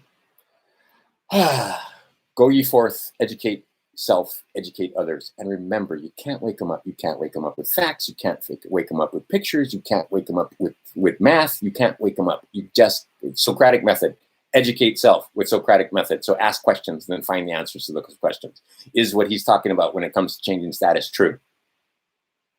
Right? Is there a difference between the Department of State and the State Department? Is there a difference between Hawaii State and the state of Hawaii? Is the IRS an official government agency, or do they not have a creation statute? And why would that be important? Educate self. Ask questions. Get answers. Ask better questions. Don't ask shit questions. Ask questions, and the door will be opened if you ask the appropriate. And then you'll find out. Are there bonds? What are these bonds he's talking about? How do I find out about these bonds? Who's responsible for these bonds? Who writes these bonds? There's a question I've never asked. I'm asking them guys right now, right? I know these bonds have been issued. Who fucking has them? Because I don't have them. I've never seen these bonds. I just heard that they exist. Turns out they do exist. I don't have the answer to that question. I don't even know who wrote the fucking bonds, but somebody wrote the bonds. Right? When it comes to, like I said, stop the pirates and stuff like that, when he talks about the fact that you see, and I'm still talking, I'm supposed to stop talking. But the idea is that if you write a loan, is there originating account? Why is that important? There is no originating account. Right? When you sign that thing, the money is created. Is that a true statement? Find out. Educate self. Get your friends asking questions too, because if you just give them information or if you just try to give them answers, all you're going to do is fight. So get them asking questions and then just agree with them, right? Whether it's a police officer putting cuffs on you, whether it's, and don't get yourself in a fucking situation in the first place. If you're standing on your square, that'll never happen. I mean, you can't, I mean, believe me, the guys that are saying, well, if you don't break the law, the cops won't come after you. That woman was a fucking sleep in her bed when she got shot. So fuck that. But the idea is, I mean, so you cannot get me to be, oh, those poor policemen. That'll never happen for me. At the same time, defunding the police is ridiculous. But those poor cops, fuck you and your fucking three-legged horse too. But the idea is, because you ain't ever been on my side, I guarantee it. Oh, did you just get judged? But I've watched these guys just for years. I've seen some shit in my time. But the idea is, the culpability on all sides. Nobody's innocent in this. The cops aren't innocent. We aren't innocent. We're all fucking ignorant slaves, right? So educate yourself and get your friends to educate themselves. And then e pluribus unum, understand that first pony, right? That first pony is the most effective pony. Divide and conquer. There's a picture, there's a great picture in Idaho. I know where they are even. I know where that key bank is. They're standing in front of the bank and they all got guns and there's a big ass black dude there and he's fist bumping with a white dude. That's what they're afraid of. Right? When the black guys and the white guys and the Chinese guys and all the peasants get together and we're on the same armed and looking at them, what are you going to do about it? That's what they're afraid of. right? As long as we're fighting and as long as you're pissed off at the guys that made the Chaz zone and so forth, and those guys are complete idiots, make no mistake, that's what they want.